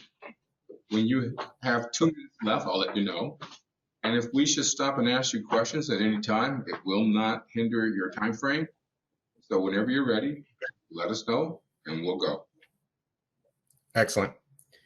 Good morning. My name is Sterling Turpin, and I would like to take a second to acknowledge my best friend, partner, and wife, Amber Turpin, who is here in the room with me today. Without her support, none of this would be possible. Next slide, please. For the past 16 years, I've not only worked in the liquor store industry, but for this specific store and its sister store in Hillsborough. Gail, the current agent of 1146, hired me straight out of college. And after a few years of working my way up the ladder, I spent 7 years as the manager of her husband's Hillsborough store. Upon his retirement a few years ago, I came back home to Forest Grove and started to build this store into the store that it is today. I have over 10 years of managing experience, doing the books, dealing with vendors, and working with the crew. Next slide, please. My wife and I will not be absentee owners. This is not our second or third store. This is not a side business or an attempt to diversify our portfolio. This store has been our dream, and we plan on working diligently every day to make sure that it continues to grow. Next slide, please. While the manager of Hillsborough Liquor, I put a great deal of energy into building the licensee sales part of the business. Hard work, perseverance, and good customer service paid off, and I built a large customer base. Upon my return to Forest Grove, many of my loyal customers followed me over, and I began adding more customers in the area. In 2018, before my return, Forest Grove had licensee sales of $683,000. So far this year, our licensee sales are $1.4 million, and total sales have grown by 34%. Given the chance, I believe both of these numbers can continue to grow. Next slide, please. I did a SWOT analysis of the store. Our strengths is an established reputation in the community and a knowledgeable crew. Weaknesses, we have an inadequate parking lot, the sales floor is too tight, and there is a lack of space for new items. Opportunities, I believe we can increase our social media presence and bring the store to the customers. Threats, we may lose customers due to a lack of product diversity. Next slide, please. The simple fact of the matter is the store must get bigger. I have secured a letter of intent for a new location, just 2 blocks from the current one. It is clean, newer construction, and turnkey ready. Next slide, please. This new store is right in the heart of the town, and the site has a great deal more parking and is easily accessible from the busiest road in town. The parking lot is well lit, and the landscaping is nice, making it more comfortable for customers. Next slide, please. The old location is 2,400 square feet, and the new site is over 5,000 square feet. This additional square footage will allow us to double the size of the sales floor while leaving ample room in the back for backstock and for filling the bars. There will also be 20 HD night vision cameras in the new location to keep it safe, some of which I just installed in the current location and will be bringing over to add to the current 10 camera set that's there. Next slide, please. The old, next slide, please, sorry. The old store has mix match 22-year-old Logier shelving. The new store, I've already placed a pending order with Grand & Benedict for $38,000 of new shelving. Next slide, please. There is an old wooden sign above the current location that no one sees or reads. The new location has space for both signs on the building and on the roadway leading to the building. Next slide, please. The Latinx community is the second largest and fastest growing segment of Forest Grove. And with the added square footage in the new store, we will be able to increase the variety of products we carry to better serve this and all groups in Forest Grove. Next slide, please. The digital footprint of the store must get bigger, and my wife will create a new web page, a Facebook page, and create a presence on Instagram so that we can reach out to the customers. Next slide, please. We have an amazing staff, but as good as they are, we plan on making customer service and safe sales practices a renewed priority. All staffers will take an online course for both. We will also have staff uniforms that will make it easier for customers to identify staff, and this will also help with loss prevention. Next slide, please. Participating in the community through charity has always been important to me, and I'm a member of the Elks Lodge, and I help with charities such as Rocking Rooms, Children's Cancer Society of America, and the Food Bank. Next slide, please. I'll quickly go through my 90-day plan. First 30 days, we will prep for new floors in the new location, finalize a shelving order. Next slide, please. 60 days, we will install the new floors and install the new shelving. Next slide, please. Finally, we will install computers and the coolers last and prepare to open the store. Next slide, please. Included in my final packet, I submitted a great deal of letters of recommendation from agents, former and current, from representatives from the charities that I've worked with, and from business people in Forest Grove. But if I could, I'd like to play this quick clip, the orange link there. Thank you. way it works. I have enjoyed working with Sterling for many years. It was fun to watch him grow from a 19-year-old stock boy to the family man he is today, and also an excellent business associate. He is trustworthy, he is a problem solver, and is excellent, far better than I ever was, at customer service, both on the retail side and on the dispenser side of the business. He is the right choice for the people of Forest Grove and would make an excellent choice as the new liquor agent for Forest Grove. I too have enjoyed working with Sterling for these many years, but I will be forever grateful for him for the last 18 months. At the start of the pandemic, I had to go home due to health concerns. Sterling had to step in and do everything, from plexiglass hanging on the counters to large bar returns to making sure we are limiting our customer count in the store. Not to mention liquor orders, reports, and inventory control. As a side note, our last audit was the best we've ever had in this store. I knew my store was in good shape. It is hard to find someone as trustworthy and competent as Sterling. Thank you, and time is up. Okay, any questions?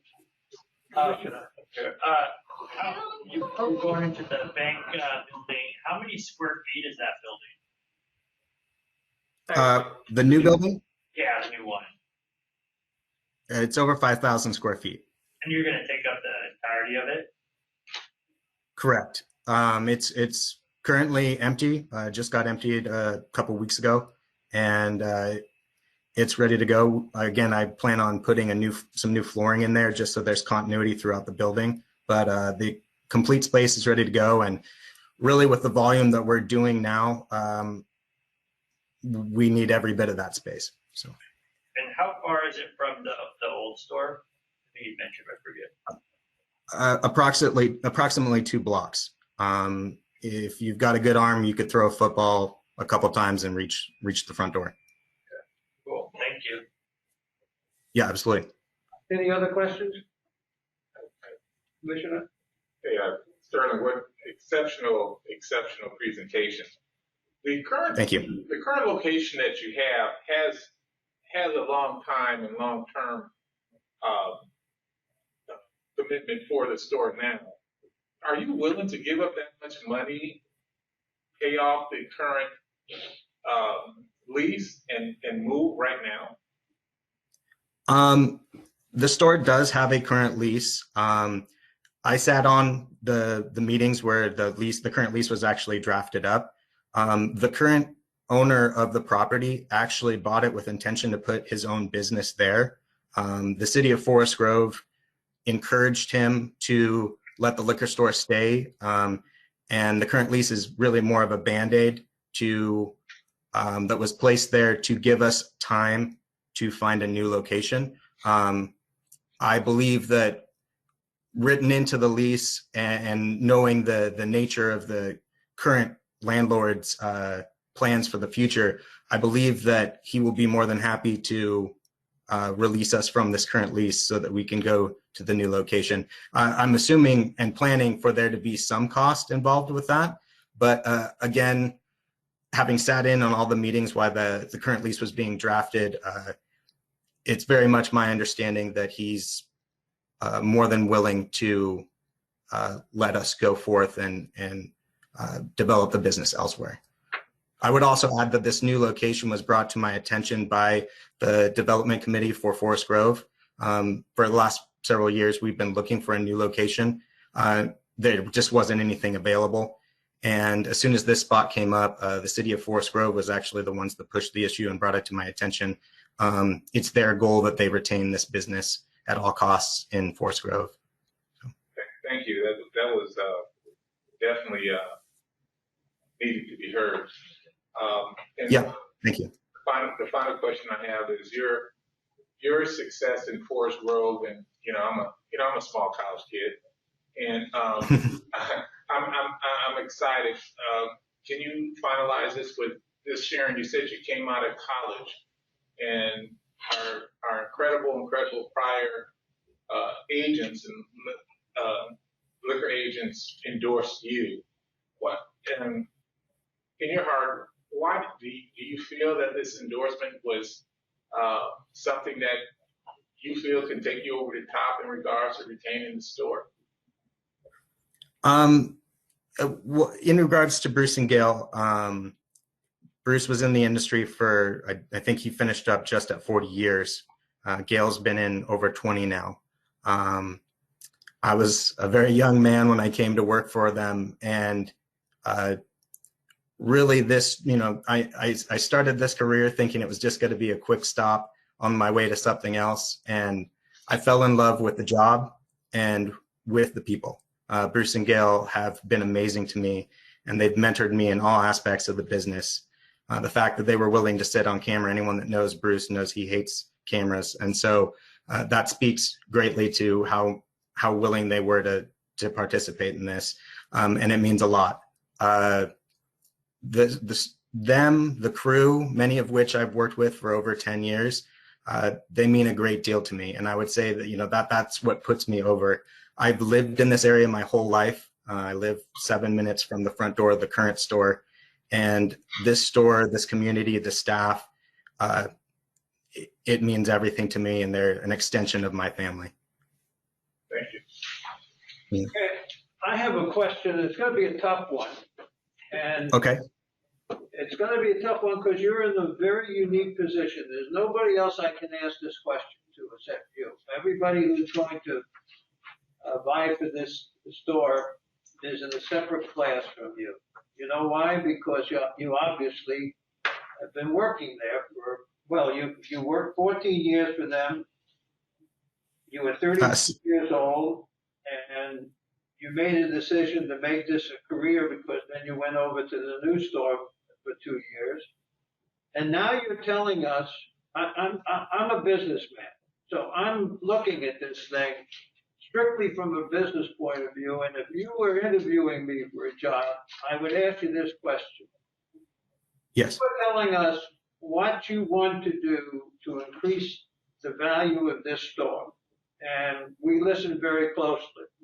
The question is, why didn't you do these things while you were in that position for the last 2 years? Well, it's a good question, and the answer is quite simple. While I take a great deal of responsibility for what happens in the store, at the end of the day, I have not been the agent. And the current agents, being that they've been in this industry as long as they have a definite view of what they want the store to look like and how they want it to operate. And while over the years they have progressively been giving me more and more of a larger role and letting me make more and more decisions for them, there are still aspects of the business that they're unwilling to budge on. Technology would definitely be part of that. I think Gail would be more than happy to acknowledge that she's not willing to embrace technology on the whole. But that's been part of the process, is I've been slowly integrating new things. That's why we've had so much success. And, at the end of the day, if I've given the opportunity to be an agent, while I will definitely glean things from their experiences and the lessons that they've taught me, I have a totally different modern view of what the store can be. And being the agent, then everything will be in my hand and on my back, and my responsibility to bring it into what a modern store should run like. Sterling, all I can tell you is that I'm not being facetious. If you don't get this, you should go into politics and I'll back you. Thank you. I appreciate it. Okay, no more questions. Excuse me. Oh, I saw you waving up. Have a nice day. Sterling, thank Excellent. you for joining us. Our last applicant today is Jeff White. Jeff, are you there? Yes, we're here, Brian.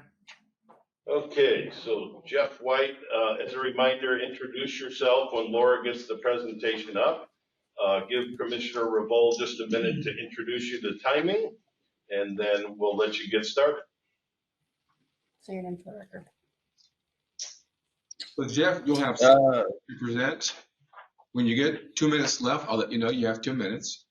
If at any time one of us asks you a question or talk with you about what's going on, it will not take away from your time or your presentation. So whenever you're ready, let me know. All right. Good morning, Commission. My name is Jeff White, and this is my wife, Rachel. We'd like to thank you for having us here to present today. I'm very excited for the opportunity to be appointed as the agent of the Forest Grove Liquor Store, and we'll use this presentation to discuss my qualifications and plans to improve the current store to elevate its success. I'm the current agent of Store 1281, McMinnville North Liquor. I was awarded this store during open recruitment in late 2018. I built my current store from the ground up, which I think gives me a unique perspective on store ownership and operations. McMinnville North Liquor opened in April 2019. Since opening, revenues have steadily climbed. From April 2019 to April 2020, liquor sales were just over 3.5 million. From April 2020 to April 2021, sales were up to just over 5 million. My wife and I manage the current store as a team, which works very well. If we were to be awarded the Forest Grove store, we plan to be actively present in both stores on a regular basis. I feel that my knowledge, skills, and experience will lend well to the ownership of a second store. I'm experienced in liquor store operations, including inventory and cash management, compliance with OLCC rules and regulations, managing the employees that are the face of the store, and providing great customer service. Next slide, please. Yeah, this is the slide. Nope, can you go back for a second? Thank you. The Forest Grove store has been a successful store in operation for many years. Upon visiting the store, we've identified some changes and improvements that we feel can be made to maximize the store's success. We've broken these proposed changes into 3 phases: short-term, immediate changes, midterm changes to be made over the next few years, and long-term changes to ensure that the store will continue to be successful and meet the demands of the growing population. The first and easiest change that we can make is expanding the store's hours. Currently, the store is only open until 7 p.m. We would be open 10 to 8 on weekdays, 10 to 9 on Fridays and Saturdays, and 11 to 6 on Sundays. There are several easy upgrades we can make to update and modernize the store.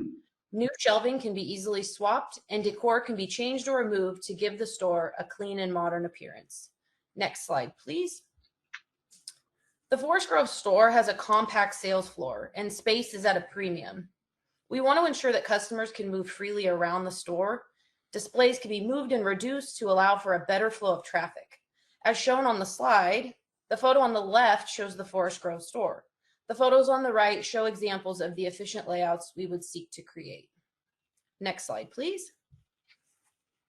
Along the same lines, we noticed that the shelf space for certain categories is underutilized. One example shown on the slide is the tequila section in the Forest Grove store. On the left, it shows the shelf space that we think could hold a larger selection in Forest Grove through rearranging products and better use of the top shelf. Images on the right show a product mix that we would strive to develop. Next slide, please. Efficient use of space means we will be able to expand product selection throughout the store. We plan to add more liquor products and related items. Our focus will be aimed towards the addition of locally distilled items and those products requested by customers. At our current store, a cornerstone of our success in customer service is our willingness to bring in items that are requested by our customers. We feel that this is a crucial component in developing a customer base that will frequent the store and keep returning. The photos on the slide show a prime example. The gin selection in the Forest Grove store, shown on the left, could be easily expanded to include several locally distilled gins, and there's space to add some more obscure brands that customers may request in. The photo on the right, while a larger shelf space, shows a good mix of name brand, local, and unique products. Next slide, please. Customers have come to expect that their liquor store will be a one-stop shop.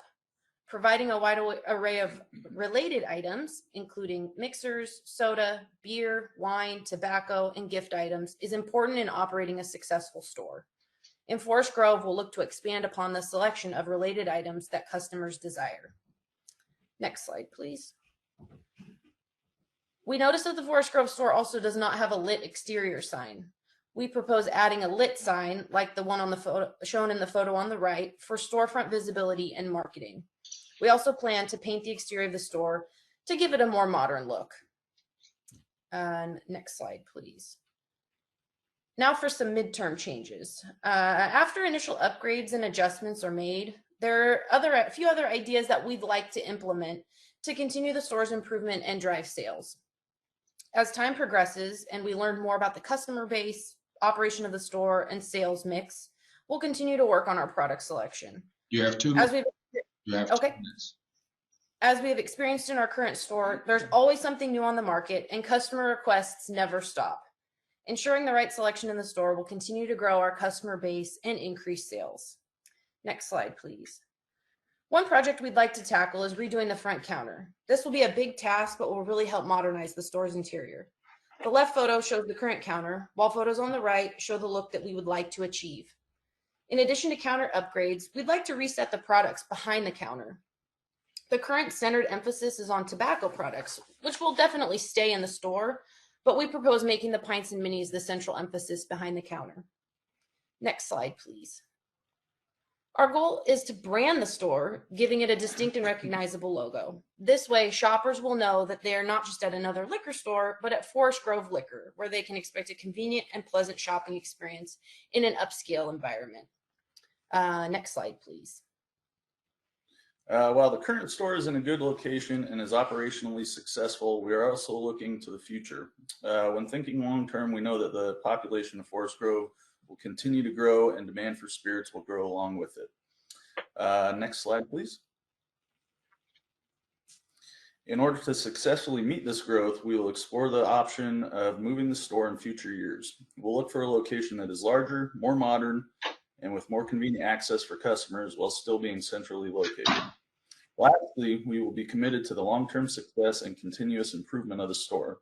We know what it takes to operate a successful business, and we're fully dedicated to keeping this one of Oregon's top stores and propelling it into the future. I would be honored to be selected as the agent for this store, and thank you for your consideration. Thank you. Thank you. Commissioners? Chair. Yeah, awesome presentation. Thank you. Commissioner Harper here. I'm going to ask you a question I have not asked any other candidates. You're an existing agent. What was your transition due to the COVID-19 pandemic in regards to your staff and in regards to serving our customers here in the state of Oregon? So we had to basically limit the amount of customers that could be in the store at one time.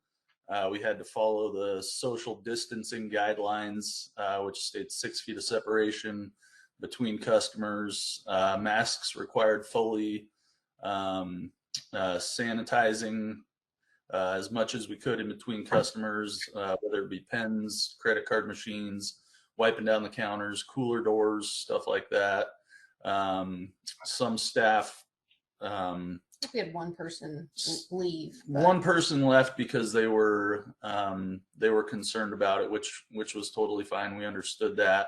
But basically just trying to work with customers and staff to do it the safest way possible. We offered curbside option for pickup, which got utilized quite a bit. And then sometimes even people would just come to the door and didn't want to come inside, but they felt okay standing outside and us grabbing it for them. So basically just working with staff and customers to offer the safest possible solution while still being able to operate. Yeah, it's added a challenging element, but it's definitely not affected our sales or our customer base or our ability to grow as a business. We opened in April of 2019, and then the pandemic was, March 2020. So we've been open through the pandemic more than we've been open outside of the pandemic. So it's been something we've just had to adapt to, and our staff does a really good job. So yeah. I just want to say thank you so much, and I want to thank all the agents across the state that really jumped on service quality and commitment to our citizens in the state. And by far, you guys did a fantastic job. So thanks so much for allowing me to share this question. Thank you. Thank you. We're thankful that we were able to stay open. Yes. You know, what's interesting is that I think it's been 2.5, 3 years, 2018, since you got your first store. And Yep. I just remember everybody who comes here. I don't know why, but we do.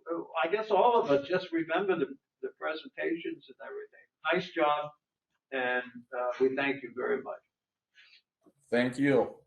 The commissioners will now go into executive session to deliberate on the agent selection pursuant to the authority of ORS 192.660 sub 2.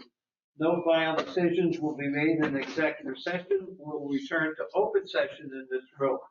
If there are members of the media present, representatives of the news media and designated staff shall be allowed to attend the executive session. Representatives of the media are specifically directed not to report on any of the deliberations during the executive session, except to state the general subject of the session as previously announced. Michael, do the honors.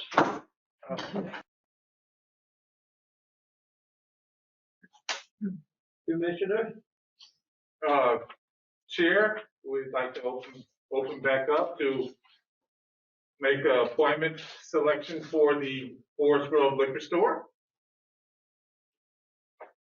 I move to appoint Sterling Turpin as the permanent agent at store 1146 Forest Grove, effective January 2022. Laura, can you call the roll? Commissioner Curran, Yes. Commissioner Harper, Yes. Commissioner Floyd, Yes. Commissioner Miletus, Yes. Commissioner Eval, Yes. Chair Rosenbaum. Yes.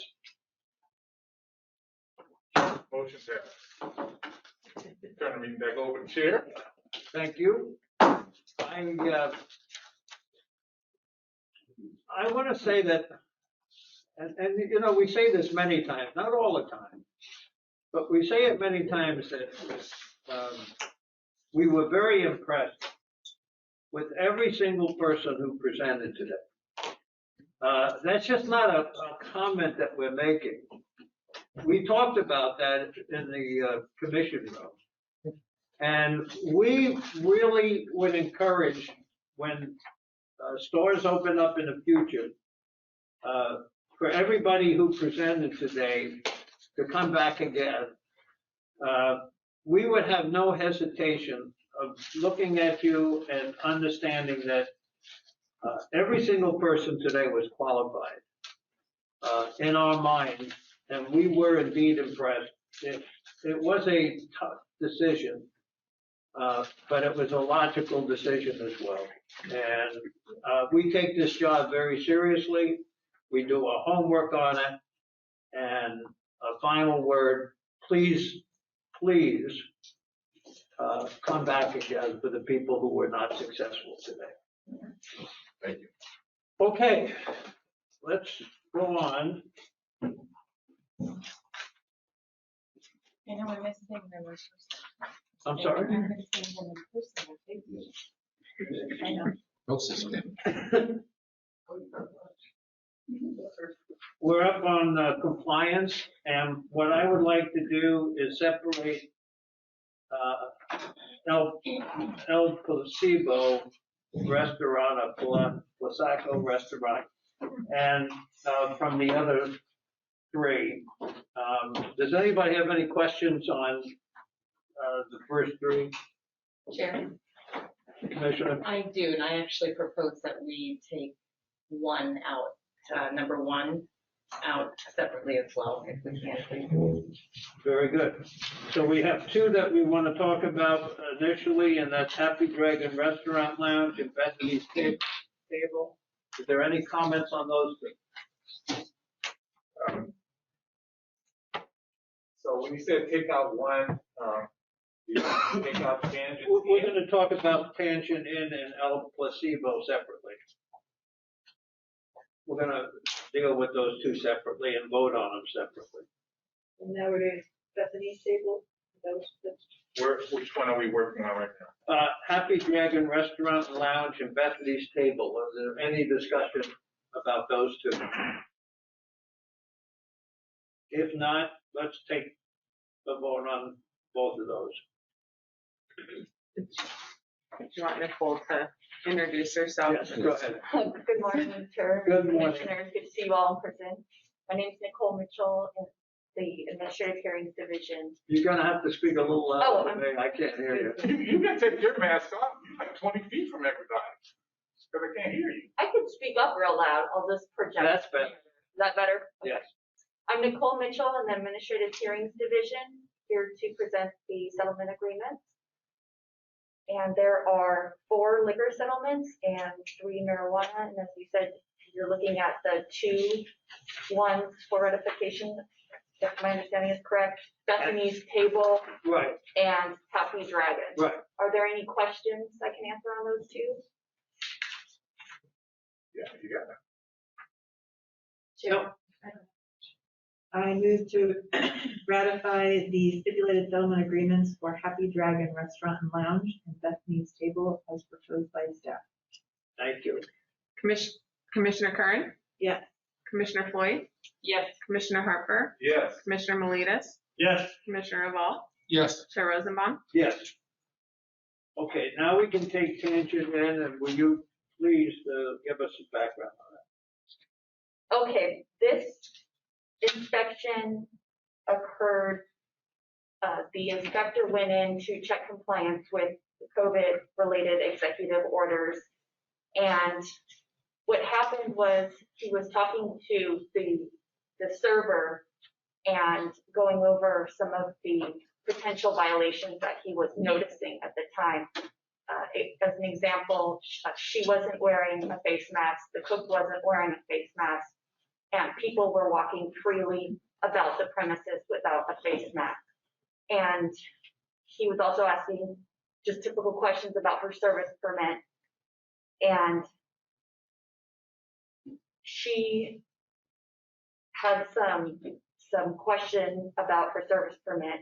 He went outside to check something, and when he came back and initiated the conversation about some of the rules that are required to protect citizens with COVID, some of the patrons got very aggressive. When he came back in, one of the patrons had moved closer to position himself closer to where he was originally sitting, kind of in a right by where they were talking. And a couple other patrons interjected themselves into the conversation that he was having with the server. Became threatening. I mean, I could tell you some of the things he said, quote, "We don't effing care if you're the police, that doesn't matter here anymore." And during this interaction, the server made no attempt to try and defuse the situation, just like, hey, calm down. Meanwhile, they're positioning their bodies in a threatening manner, kind of coming closer. He was so intimidated he had to immediately leave using a tactical exit, which means like moving his body, keeping his vision on the patron, and moving backward toward the patron. So it wasn't appropriate for her not to take action to try and quell the situation at all. There was a question whether or not, when he went outside and talked on the phone, whether or not she kind of told them who he was, but that wasn't really confirmed. So basically, because the situation was so intense and he felt that they were going to follow him outside and attack him, that he felt that there was a duty for the server to kind of quell the disorder, the aggression that was occurring in the presence. The chair.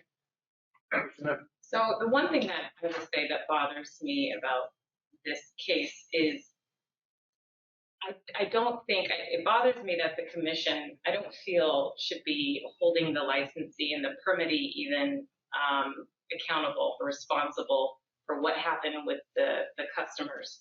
You know, we've seen so much across America on every news platform, crazy Karen stories, crazy people stories on this, you know, COVID outbursts. People are, you know, in Walmarts and Costco's and Targets, and they're fighting and they're yelling and they're, we saw these COVID crazy, these outbursts, right? And I know that this particular, well, you know, despite her best efforts, despite, you know, the industry's best efforts, people are going to do what people are going to do. People got really, really, just heated around this topic, right? I mean, it got quite divisive. There were, and I know that the restaurant industry, bars have had their fair share of dealing with these matters. I mean, every single night, you've got servers and bartenders and people, staff, management that are getting berated, disrespected, cussed out, yelled at. Every single night since the onset of COVID, you've got servers and bartenders that are just, you got grown men yelling at women, you know, things that they can't control, but, you know, people are upset about the executive order. They're upset about mask mandates, but what can that person do? You know, every single night, I see it firsthand, every single night, my management, my staff, they're getting berated, completely degraded.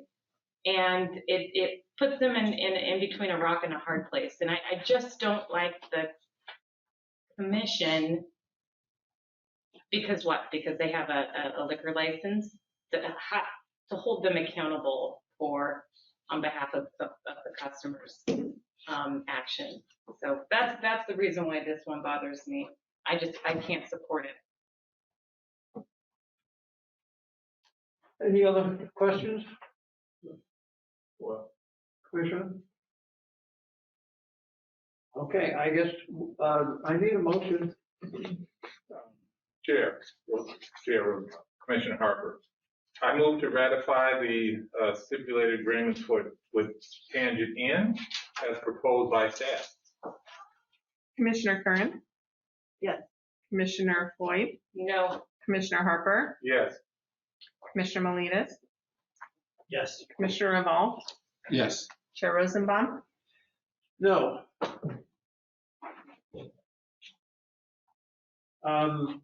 Last but not least is El Placido. And I think we have the factual information. Anybody would need to go over the facts that got on here? No, but when you're ready, I have a question. Okay, let's go. I got one question before we get to the questions, please. And that is, on a 25-day suspension, what does that actually mean? Does that mean that this restaurant's going to close down for 25 days? Chair, the suspension relates to service of the liquor. So the restaurant, the food portion could still remain open and available. It's just they cannot serve liquor during For that 25 time. days. Correct. Okay. Commissioner Revelle? If we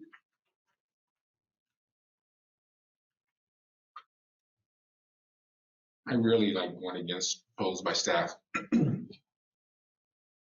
But this guy all of a sudden doesn't recognize his own dad. Yeah.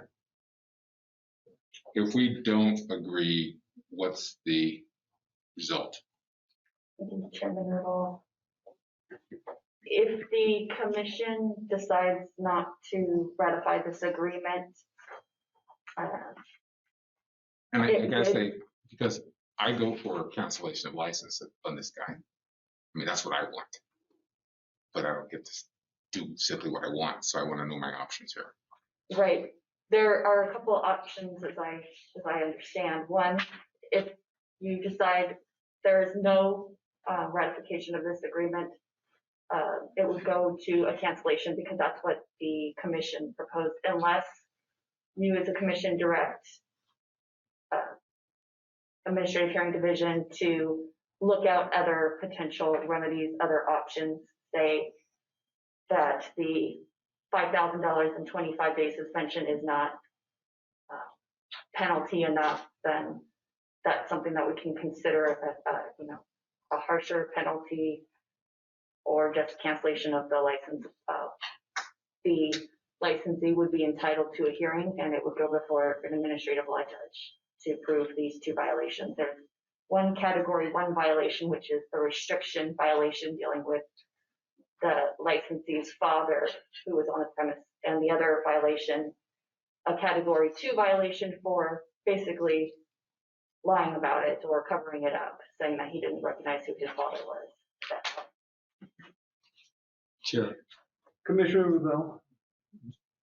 The original, as I understand this case, the original change in ownership was due to continuous and ongoing problems that created safety issues.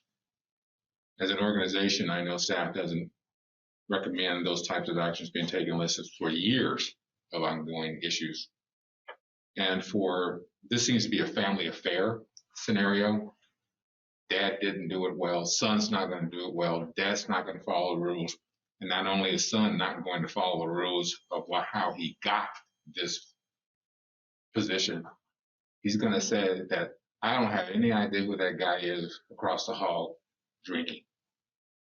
So as he throws it back up in the face of the organization, and to Commissioner Harper's position, I'm not in the habit of, I am in the habit of taking people's jobs, never mind. Put them out of business. And this is one I would like to see put out of business. Any other comments? Well, I asked to separate this one because I feel the same as you do. And the reason I have made it a point not to vote for these so-called restricted licenses. I've voted no on them on many different occasions. So now we have a situation where we have restrictions on the license and they violated it.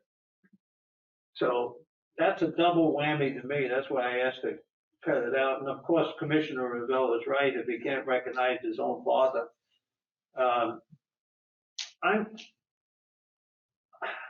we obviously don't know who these people are, and I don't want to take his license away. I really don't, and I don't want to prevent people to make a living. But I also am not happy with the penalties involved in here. We got to make a stand somewhere, and even tell the staff that we're all looking at these things now, and we have very little problems with it because we all look at them, we understand it, and then all of a sudden something like this comes up. And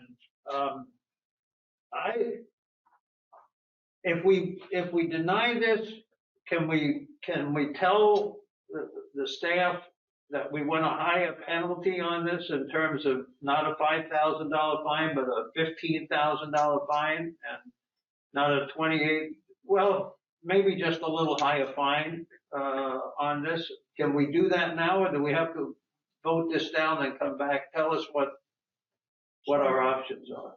Chair, I believe. Sorry for the long time, but this is the way I feel. I completely agree with Commissioner. I believe at this point it would be just to decide to not ratify the agreement with the instruction for staff to revisit the terms, because a licensee still, has the option of saying, I'm not going to agree to that. If I want to go to hearing, and to keep that avenue open. So at this time, I think that if it's the choice is, are we going to ratify this agreement or not? Okay. Let's take the vote on it. Chair, I move to ratify the settlement agreement for El Pasillo as proposed by staff. Commissioner Curran? Yes. Commissioner Harper? Yes. Commissioner Floyd? Yes. Commissioner Molinas? Yes. Commissioner Revelle? No. Chair Rosenbaum? No. Okay. Chair, Commissioner? can I just make a comment? Sure. I just want to say on the record that I echo what Commissioner Floyd has said, and I understand her concerns. And I definitely, given the environment that we're in, it is tricky. And so I definitely understand that and look at that. And I appreciate those comments because I want you to continue to make those because it helps for people who aren't in the industry to hear that. And then also, I want to echo what Commissioner Reval and the chair have said about this last case. And the choice to vote yes was made based upon trustee and staff. I thought it was within the range of what was reasonable given the circumstances. So put that on the record. Thank you. Let's go on to the marijuana violation stipulation settlement agreements. We have 3 settlements for your consideration. The Whiskey Creek Cannabis. Excuse me, let me speak up. There are 3 marijuana settlements for your consideration. The Whiskey Creek Cannabis, the Rainwater Holdings, and the Spyglass Management settlement. Any commissioners? Okay. I need a motion. Chair, I move to ratify the 3 marijuana stipulated settlement agreements as proposed by staff. Commissioner Curran? Yes. Commissioner Harper? Yes. Commissioner Floyd? Yes. Commissioner Miletus? Yes. Commissioner Reval? Yes. Chair Rosenbaum? Yes. Okay, we come to the fun part now. Thank you very much. Thank you. And that is recognition of Commissioner Michael Harper for his services for the last 10 years on this board. And on behalf of all of us, I want to thank you for your dedication, for your intelligence, for your participation, and for your guidance. It's been a distinct pleasure, honestly, to have you. You know, unfortunately for all of us, we have to go sooner or later. And I guess it's your time, not for any other reason except that your term is up. And we're going to miss you, but that doesn't mean we're not going to stay in touch with you. And what I would like to do is present a plaque to you, Commissioner Harper, but come over here and all of us, maybe they can take a picture or something. I'm going to stand in the chair. Come on, Commissioner Harper. You get down there, we're going to stand up here. No, come on, come on. Yeah, take a photo. Let's get right in front of here. Somebody can take a photo.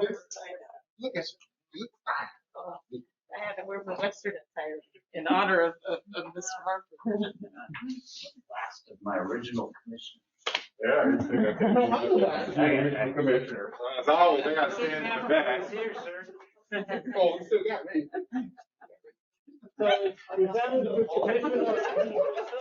presented to Commissioner Michael Harper, I deeply appreciate your years of service to the citizens of Oregon and your leadership through Oregon's largest retail liquor expansion and the implementation of recreational marijuana on the ballot measure 91.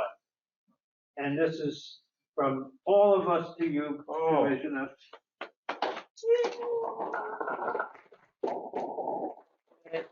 Take one of Michael along. Oh, yeah. And would you send us those pictures too, please? There's one more thing, Chairman, from your favorite person. Well, she loves Marvin more than me.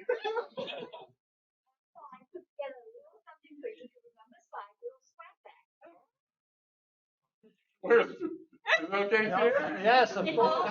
It's under $25. I won't open it up now. Would you please, Michael, please say a couple of words? Oh, thank you.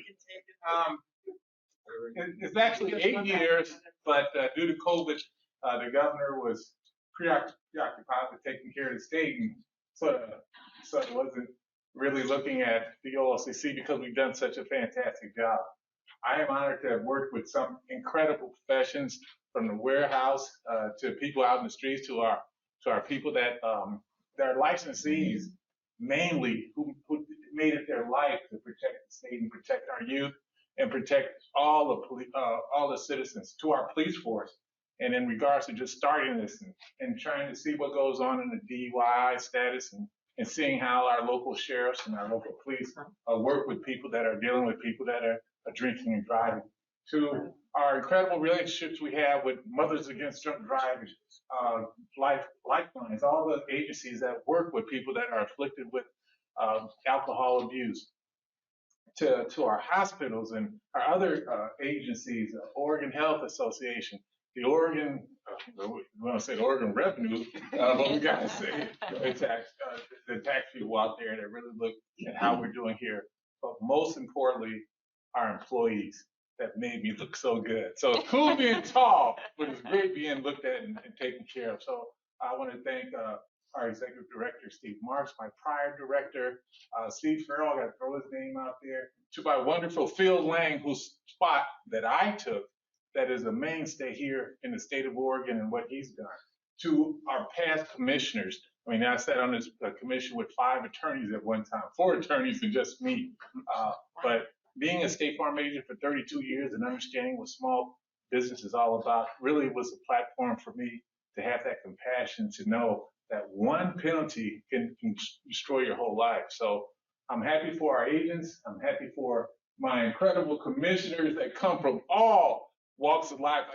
You know, it's like, there's no way in the world you can know what's going on in the entire state, from people in the industry, from people that are working with people that are people distributing and bringing in our products here to the state, to our attorneys that understand what's going on, to law enforcement that hates everybody. But more importantly, to our executive staff here at the commission, who has the authority and power to hire some incredible people. And I tell you what, it's been an honor for me. I can drive from right here to Eastern Oregon and go to a liquor store and be served with not only respect and quality, but the opportunity to know that as being as diverse as I am, can be served a product that is legal in our state. To our restaurants out there that struggled the last 2 years, my heart goes out to you, and especially during this COVID time.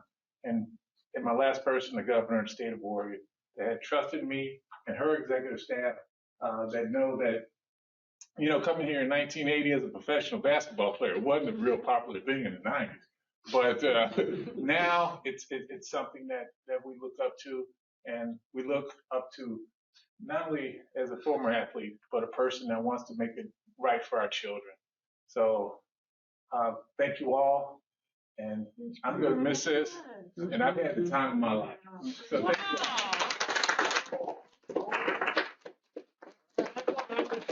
That's beautiful, thank you. Yeah, it's all we can take. We have a few more things. We have to go back. We got that one. No, I think we have some fun facts about Michael's. Yeah. Yeah. Let's say it. Yeah, so we have some fun facts about the course of Michael's pen. So I just have a couple from the Distilled Spirits program for you, Commissioner Harper. You started here in June of 2011, and these numbers run through October 2021. Sales, so gross revenue dollars produced of alcohol, $6.3 billion in your tenure. Wow, I gotta write that down. The revenue created for the state, distributed back to the state, $2.4 billion under your tenure. Just that's 34.1 million cases of distilled spirits, which equates to about 361.9 million bottles. Wow. And with that being said, I'll let Brian share a couple more facts about that. So I'll give you just a couple of fun facts we did. And all of you should know, when we broke, Michael Harper, I can call you Michael now, not the commissioner, right? He knows my sister for many years as a credit union she's managed. First thing out of his mouth was, you know, he's got big heart, right? How was your sister doing? She had a serious event. And Michael, that's always been you. I think it'll always been you. So thanks for thinking of her. Now for the fun stuff. If you stretch those bottles, the interesting thing is 14 inches is an average bottle size. If you stretch those bottles completely, you're going to get a third of the way to the moon. So you're not going to get all the way there. If we go to your hometown of Chicago, we can go there one way 37 times with the number of bottles that are sold during your tenure. If we take your college, you know that's real close, but there's a little place in Trieste, Italy. You familiar with it? Oh, yeah. If we stretch those bottles, it's 5,610 miles. If we stretch them all the way, you could go one way 14 times, or you could go there and back about 7 times. Think of that, distilled liquor bottles. Last thing is your contribution to, retail services, what you've done to support us. We spent time on the streets together, in your office together. You always wanted to learn more. You've been a big supporter of our program, and I think made us, the commission, myself personally, more successful by your stewardship over the years. And you never hesitated to ask, and appreciate it. So thank you. Thank you. Thank you all. We forgot our other product, right? Oh, yeah. Marijuana. So Michael's been here since the beginning of marijuana. He helped put this marijuana program in. We've done since the start of marijuana, $4.1 billion in sales. And we've distributed $572 million in the state. So congratulations on that. But I want to say one thing. If I think of Michael Harper from my own tenure here, it's been about 8 years and had several jobs. Everybody said it, the support is unquestionable. It's just there, right? But when I think of Michael, it's his heart, right? He's an emotional guy. He cares. He cares about his customers, the licensees. He cares about the agent. And you said it. And you care most about the employees. And we all know and feel it. You're like the ambassador of the OLCC. So thank you for all your service. Thank you.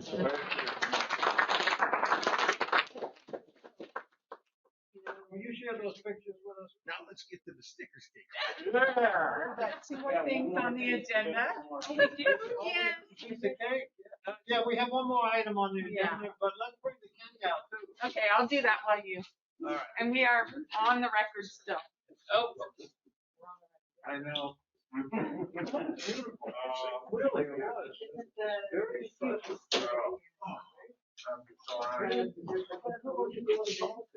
Yeah.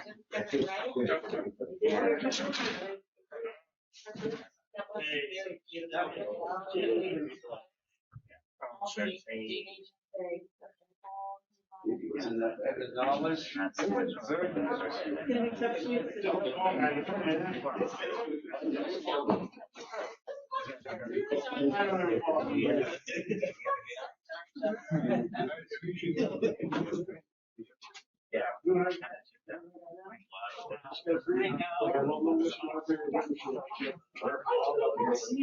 Jennifer, how are you doing?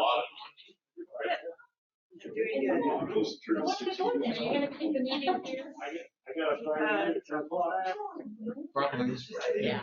Yeah. You have to go? She has a meeting at 1. But she can do it on, she can do it here. Someplace. All right, well, we have one item left on the agenda. Well, I wonder if we should, I don't think we need Laura here, but that's Steve, you're up. Yeah, we can just do this while she's preparing. And this is, so I got, I guess, 2 things under the administrative section, and I'll just go right to those. I see Jessica is on the screen and Andy Jurek. I hope you're up there as well. But Jessica, will you give a report on the HALT Act that the commission sent a letter of support on and how it's been moved forward? Yeah, absolutely. And I have, I guess, another celebration to add to the mix today. And I wish I had, as a new employee, I was, didn't work very often with our outgoing commissioner, but it seems like I really missed a great opportunity to work with the pretty fantastic advocate and commissioner. So one last celebration for you. The HALT Act, which we've talked about briefly, and the OLCC as well as ODOT has come out jointly in support of, essentially to put a passive monitoring system for alcohol in cars. The HALT Act was absorbed in the 2021 infrastructure bill that passed this last week's. And so essentially it is dedicating about $17 billion towards road safety, one of which is to roll out this passive monitoring system to prevent impaired driving. So this system is going to be, this new tech is going to be in cars as early as 2026, and hopefully with the intention to prevent the 30% of vehicle fatalities, or up to 10,000 people who die from alcohol-related crashes each year, including here in Oregon. There were a number of supporters besides us in the OLCC, including Discus, Responsibility.org, NHTSA, which is the National Highway Traffic Safety Association, and then MAD, Mothers Against Drunk Driving. So pretty fantastic win, and fantastic bill, portion of the infrastructure bill that passed. So I wanted to provide an update to this team. Thank you. Thank you. Thank you, Jess. Thank you very much. Next up is Andy Jurek, and I wanted him to be on to talk a little bit about the opening of the marijuana licensing that we just announced that we're going to be processing. I can tell you things have changed a bit because the moratoria on production licenses sunsets at the first of the year. That's in January? In January. And also Senate Bill 408 goes into effect, which changes our duty about affirmative stance to move licenses forward in that statutory legislation.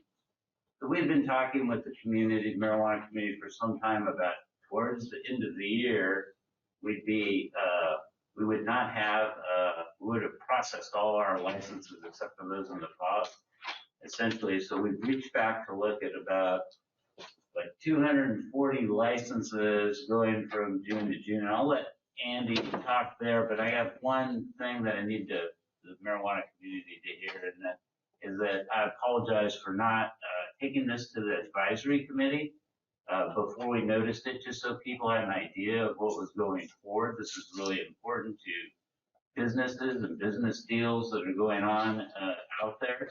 Wouldn't have changed what we're recommending because the statutes have changed around us. But I think we got I want Andy to talk a little bit about how we're going to prioritize those licenses so that people have that understanding as they're making business decisions going forward. Just briefly, Andy. Good morning or good afternoon. Can you guys hear me all right? Yes. All right. Just for the record, I'm Andy Jerk. I'm the new director of statewide license. I missed a couple of the prior commissioner meetings to introduce myself, but here I am.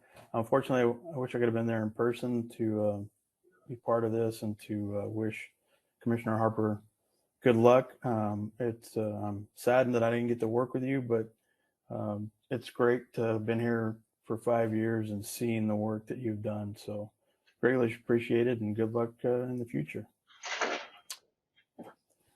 Just a quick background on some of the marijuana processing. As you recall, back in June 15, 2018, the agency paused all processing of a new license application. This was done to try to get a grasp on current backlog, what was in the queue.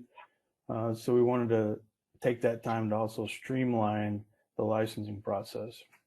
A year later, in 2019, the legislators came down with Senate Bill 218 and required OLCC to inactivate any new producer applications that were submitted after June 15, 2018. So we haven't, we've accepted some since then, but have not processed them. They basically go inactive. So we have not been working on any new producer applications. So since 2018, the amazing staff at OLCC and the licensing group has made significant changes to streamline the process and accelerate the whole overall process to include new, existing, and the renewal process. Just a couple of the major process changes I'd like to highlight. So we gave the staff the ability to approve applications without having to go to duplicate review and sometimes triplet. So that's increased the process time. Also, implemented a into rule the request for assignment, which gives more onus to the applicant. If they're ready, they tell us they're ready, and the clock starts ticking. They have 60 calendar days to help get the license complete, and that means they have to provide everything they're supposed to in order for us to process it. Another major one is that we took some license-related inspections away from the compliance side and kind of gave them, we have now dedicated inspectors that help with some of those license and type functions before they switch over to compliance. So with all that said, we got into position now that we decided we were ready to start moving back into processing new applications, non-producer ones. So we wanted to focus on the post-pause, and that means the applications that came after June 15, 2018. So we have a group of about 230, 240. Actually, once we peeled it all back, it was 232 post-pause applicants. So on November 8th of this year, we announced that we would be starting this process. The same day, we sent out notifications to all 232 post-pause applicants and asked them if they were ready to start moving through the process. Since then, latest numbers as of late yesterday, we received 46 post-pause applicant responded and said they're ready to start the process for requests for assignments. In that time, 8 have withdrawn completely, so they chose not to proceed with their application. That's kind of, in a nutshell, what's happening. It's basically we're starting to process all these applications, new non-producer applications. I know there's been some concerns of how does that look, because since 2018 and after we started the streamline process, we've been working on change of ownerships, change of requests, change of locations. We continue to work on those and will continue to work on those. I know some concerns have been brought up. What's going to happen if I have an application, a change of ownership? Is that going to be delayed? Is the new applications coming up? Are they going to bump me back down to the queue? What we're in the process of doing is making one stream, one queue, and we're going to just start processing applications in the time they were received. These post pause applications, the 232 that want to proceed and start the process, they're going to be merged into the queue. So they're not going to go to the bottom. They're not going to go to the top. They're going to be merged in with whatever time frame that they have, and we'll start processing them in an efficient and orderly manner. So that goes into effect in January, and in February, the legislature may pass legislation that's going to basically put on hold for another 2 years the process. The production licenses again. Right. Yes. And, so, and they may, we don't know what they'll do. They may reach back and, take out the load of these new applicants. They could certainly do that if they wanted to. There's some concern about those new applicants coming forward now that we've opened up. And, Andy and I talked last night, it wasn't our intention to slow down the business changes out there, that we're going to work those current ones in, just like we do with alcohol. When they sell an alcohol business, we make the change, right? It's a business exchange, so we got to be mindful that those things can move forward. So practically, this whole process is effecting between January and we wouldn't even know the effective date of the legislation, but let's say the legislation is effective immediately, just for argument's sake.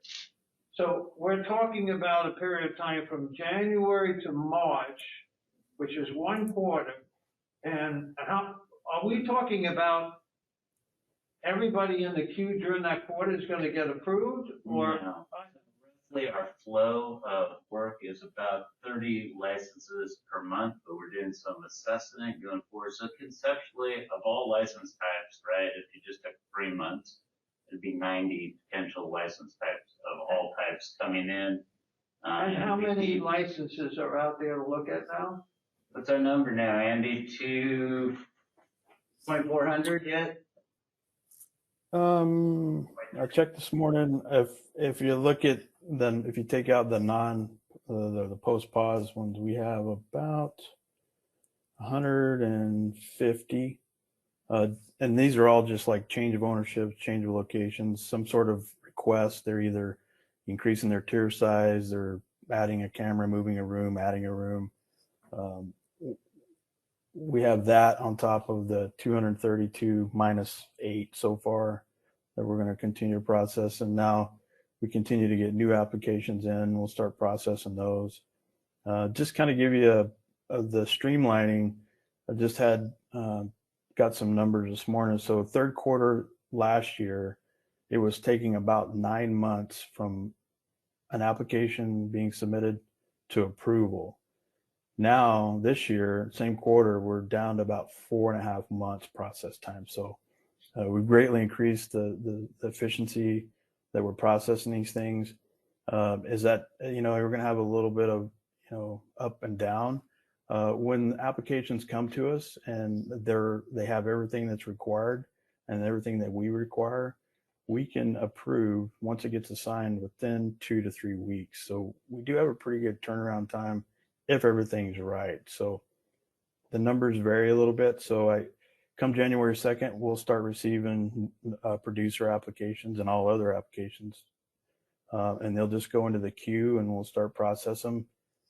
What comes out of the legislature in February is an unknown, what they decide to say. But whatever we have in the queue and up to the moment we're told not to, we're just going to keep working it. Well, the reason I'm pushing this is that from a strict business point of view, those licenses that are out there now are worth a hell of a lot more than if there's going to be another 100 or 150 licenses go into the marketplace. So that it would be helpful for those businesses out there who are looking at this to understand as best as you can what that marketplace really looks like. And then that's the thing that they're going to be pushing, and I don't blame them. If you have 500 licenses and you're going to approve 90 over that period of time, okay. If you got 600 licenses and you're going to get 30 or 40 of them out before I don't know. It's hard for us to estimate with any, in part, we're still working, integrating the new applications and how that specifically going to work, but we know we got about 8 months of work in the queue. So if you're looking to get to a license quickly, a new application isn't going to get you right to the front of the door in any time soon. That's, I think, the clarity here. So, there is the relationship on, are we inflating prices in the market and what we're doing, to affect the business exchange prices. But we got to be able to let businesses exchange, right? We do it on the alcohol side all the time. People sell bars and restaurants, right? And the license moves with them. So we got to have some concurrency with that. And we're working on how we're going to integrate that specifically together. But I think that's what Andy was saying, that, as we look at that, there'll be some parallelism and concurrency. And after the legislature acts, I think we're going to want to relook at where we are and how the queue is working and what the and how that's going forward. The only moratorium was just on the production. Are they talking about, and I haven't heard any discussion on it, but are they talking about a moratorium potentially on, I know they're talking about extending the moratorium on production perhaps, but are they discussing moratorium on the other license types or just? There is discussion about retail license, moratorium. There was considerable focus on that last time. The legislature chose not to include it. There's a lot of pressures. We've got a lot of retailers. So, it's really one where we're analyzing it for them, but it's really your business philosophy, more open market, capitalistic, better ones that let the businesses sort where they might, or whether because of the pressures on the recovery, the instability of or the tightness of the market, whether they want to provide some protection. Last time they never made the choice of including retailers in there. So, unless the industry, I spoke to them yesterday, I think unless they're unified in what they want, I imagine the legislature is going to reach a similar result again. Okay, that's just good to know. Any questions, commissioners? Are just on, well, are we gonna have comments after, or are you asking just on this specific thing? Well, so I just wanted to also thank Stan, it was touch on, for working on the upcoming rulemaking that we're gonna be doing on, there's, you know, as Steve's mentioned, he'd probably get into there's been a lot of discussion in terms of the industry reaching out on the rulemaking. I've appreciated staff keeping us abreast of it, and all the industry folks that have reached out on it. And I know it's going to be we've got a lot of work to do in the next month or so, but I think, you know, it's been great to hear that the staff has been engaged with them, and it'll be a hot topic. So thank you for that, and we'll keep in touch on it. Yeah, well, I, committed to the industry that we would do is, have an open process. We want the comments as soon as possible. We'll be trying to translate those issues inside the rules that you'll have to be looking at for you as soon as we know them and identify them. We're working on that so we can do individual briefings on you so you can look at those issues. I think we've done a good, solid job with the base rule. There's nothing wrong with it. I think there's a lot of discretion the commission could put around that, both from your perspective, whether it's towards safety or towards how the competition and when the features of business that change between them move. And like I said, we got good representation of public health, we got good public representation of business, we have a safety and our look at public safety. And I think that the commission is going to be the balance around some finite important decisions that are going to need to be set in the rule, and we got to make a decision on. So looking forward to keeping you informed, and want to make sure we have a great process from the hearing, public hearing on the 20th to the final action on December 28th. A short window to make the changes, be direct in it. So thank you. And it'll be a busy time. And Mr. Chairman, I didn't get a chance to say anything to Michael, but Michael was on the commission one day I got sworn in, and there's a nicer human being in the world. I just appreciate our association, your work here, everything you've done for the state, and thank you, Michael.